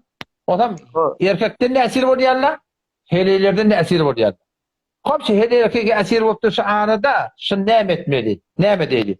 Öldürelim yeki. Yo bula doğru değil. Şu bula insanlar. Ne mi dedi? Azad edip kıvırayım. Bula bizim düşmanı konuyumuz. Eynetini döktür, atanını döktür, doğunu döktür. Bunu öldürsek yapmasa diyene Düşmanın leşkerine girip yeni öküden ne biter olacak. Hop neme deydi? Hep sebede deydi mi? Zındanlarda helini cüda, erkekler cüda. Şürütün mi? Hop bu da doğru değil. Ne manası yok da. Neme deydi? Onunla şunlara bir fırsat verildi ya. Musulmanları paylanın ya. Ki getirdi şunlar adane istildi. Namaz istildi. Namazı ortildi. Ahlak ortildi. İhsan ortildi. İman ortildi. Öğrentildi. İsteseli Müslüman olsunlar. O zaman taşa kendilere icade verdi ya. Kendil. Hemen ferizden temur kendilin varmıştır. Bir tane gıyl tene çıktır. Bir hele tane çıktır. Hop sen şöyle şeriat orada sen eğri otursun. Senden oğlu, şondan oğlun bulungun senden şöyle kot azat buluyor. O da işte İslam şuna azadini yola çıktır ha. Senden oğlun, şondan oğlun sen vücudundan kaldı değil mi? Ha, dünya geldi mi? O mu velet diye. Kulen azat buluyor. Kenizin manisi ne mi oluyor? Seni o şey hemen kulak at. Yok, sen aytcan başka da kenizin manisi fark et, sen aytcanların fark et diye. Kardeş kendi deyip şoňa diýeli. Başda da kendi diýmiyor. Sen näme diýen? Keniz diýen adamdan işşek geldi. Kardeş sen aýtýan sürýän gel. İşşek geldi diýip olma dediler. Keniz. De bäriňe de keni diýip peýgamberden öýle hadislerinde var. Peýgamber iýeniňden iýdirin, içeniňden içdirin. Sen öýle ogluny işşek beýänmi? O da cezul harmady. O sen aýtýan gurup, ýenji porlap, o da ýok musulman dogan. Eýni öýle iýeniňden iýdirin, öýle içeniňden içdirin, öýle geýinden geydirin. Şöyle bilece otudan in gitti peygamberime de. Sen aytýan jürende İslamda. Ey cezul hanımadan bolýar. Oğlum soramda näme diýip öýde ýanky suratynda. Sen aýalyň opdurmy? Oğlun bolan ona azat bolýar. Bu bir gurum. İkilenjende. Kasap içende bir ýagdaýda bolýar, keni de azat etmeli. Keni de azat edilýär. Heleden erkekden. Üçlenjende näze bolýar? Bir zehnime gelsin. Üçlenjende öýde o çoň mukatap diýär. Şoňa diýdi falany, sen amana bana 3 milyon işlek getirip ber. Sen azat etýän kulen. Öýde kulen azat bolup gitýär. Şunu ýaly bir tertip kurupdylar. Nämeden çürem? Ki şola ýamaşlardan öz azadyny ele getirdiler. Kulen azat etdirler ki düşmana kömek bolýar. Zindan etdirler ki çürüp gitýär. Şofan yol öğretdiler ki İslam'a şöyle cemaat azadyny getirdiler. Bir insaniýetini getirdiler. Şofan ne kadar ha gulamla gelýänler musulman bolýarlar. Ona kadar ha gulamla gelýänler alim bolýarlar, ulama bolýarlar. Hatta gulamlardan padşah bolanma. Hindistan padşahydyr. Sözcülük. Oğlum inşallah. Olmasına bularak akundayız yapman kepletmedin yönü soğuran gelirin ha. Keple oradan keple ama keple musul. İşin başında değil soğuram ertip İran rayvonunda inşallah kabı mufessir gururun eder. Bolya musulmandan bolya Allah yaranın. Akundayız falan yine bir soğurak bir kelime-i şehadetlerini bir aytsan bana. Kelime-i şehadetin karısı gurgurun kulak. Men sana söyleme. Kısaca yani bir dayan içinde. Kepi getirer, tokmak adam yatırar diye. Men bir de aydamdan aytmam. La ilahe illallahu Muhammedur Resulullah. Bana diyelim kelimeyi... Yo, eşhedü ve la ilahe illallah, şunu diyen. O da şurada, ne fakat ya? Eşhedü şahitlik koyan. En la ilahe illallah. Allah'tan başka hiçbir layığı ibadet yok. Ve eşhedü şahitlik koyan. Enne Muhammeden, Muhammed Resulullah Resulullah'ın peygamberi. Ha, dakik manisi da öyle. Doğrusu manası. Bolun da sağ ol. Onu kara koydum bolyer. Allah yaranın bolyer. Men çıkara da sen men çıkara. Sen çıkardım Müslüman'da. Dayanım. Ha Müslüman'da oğlum. Bunu boları da inşallah Teala. Men de yadak bardım. Allah kabul etsin inşallah Teala. Nefsili hidayetin netibetin şerek gelir. Bağışla olun. Esselamu aleyküm ve rahmetullah.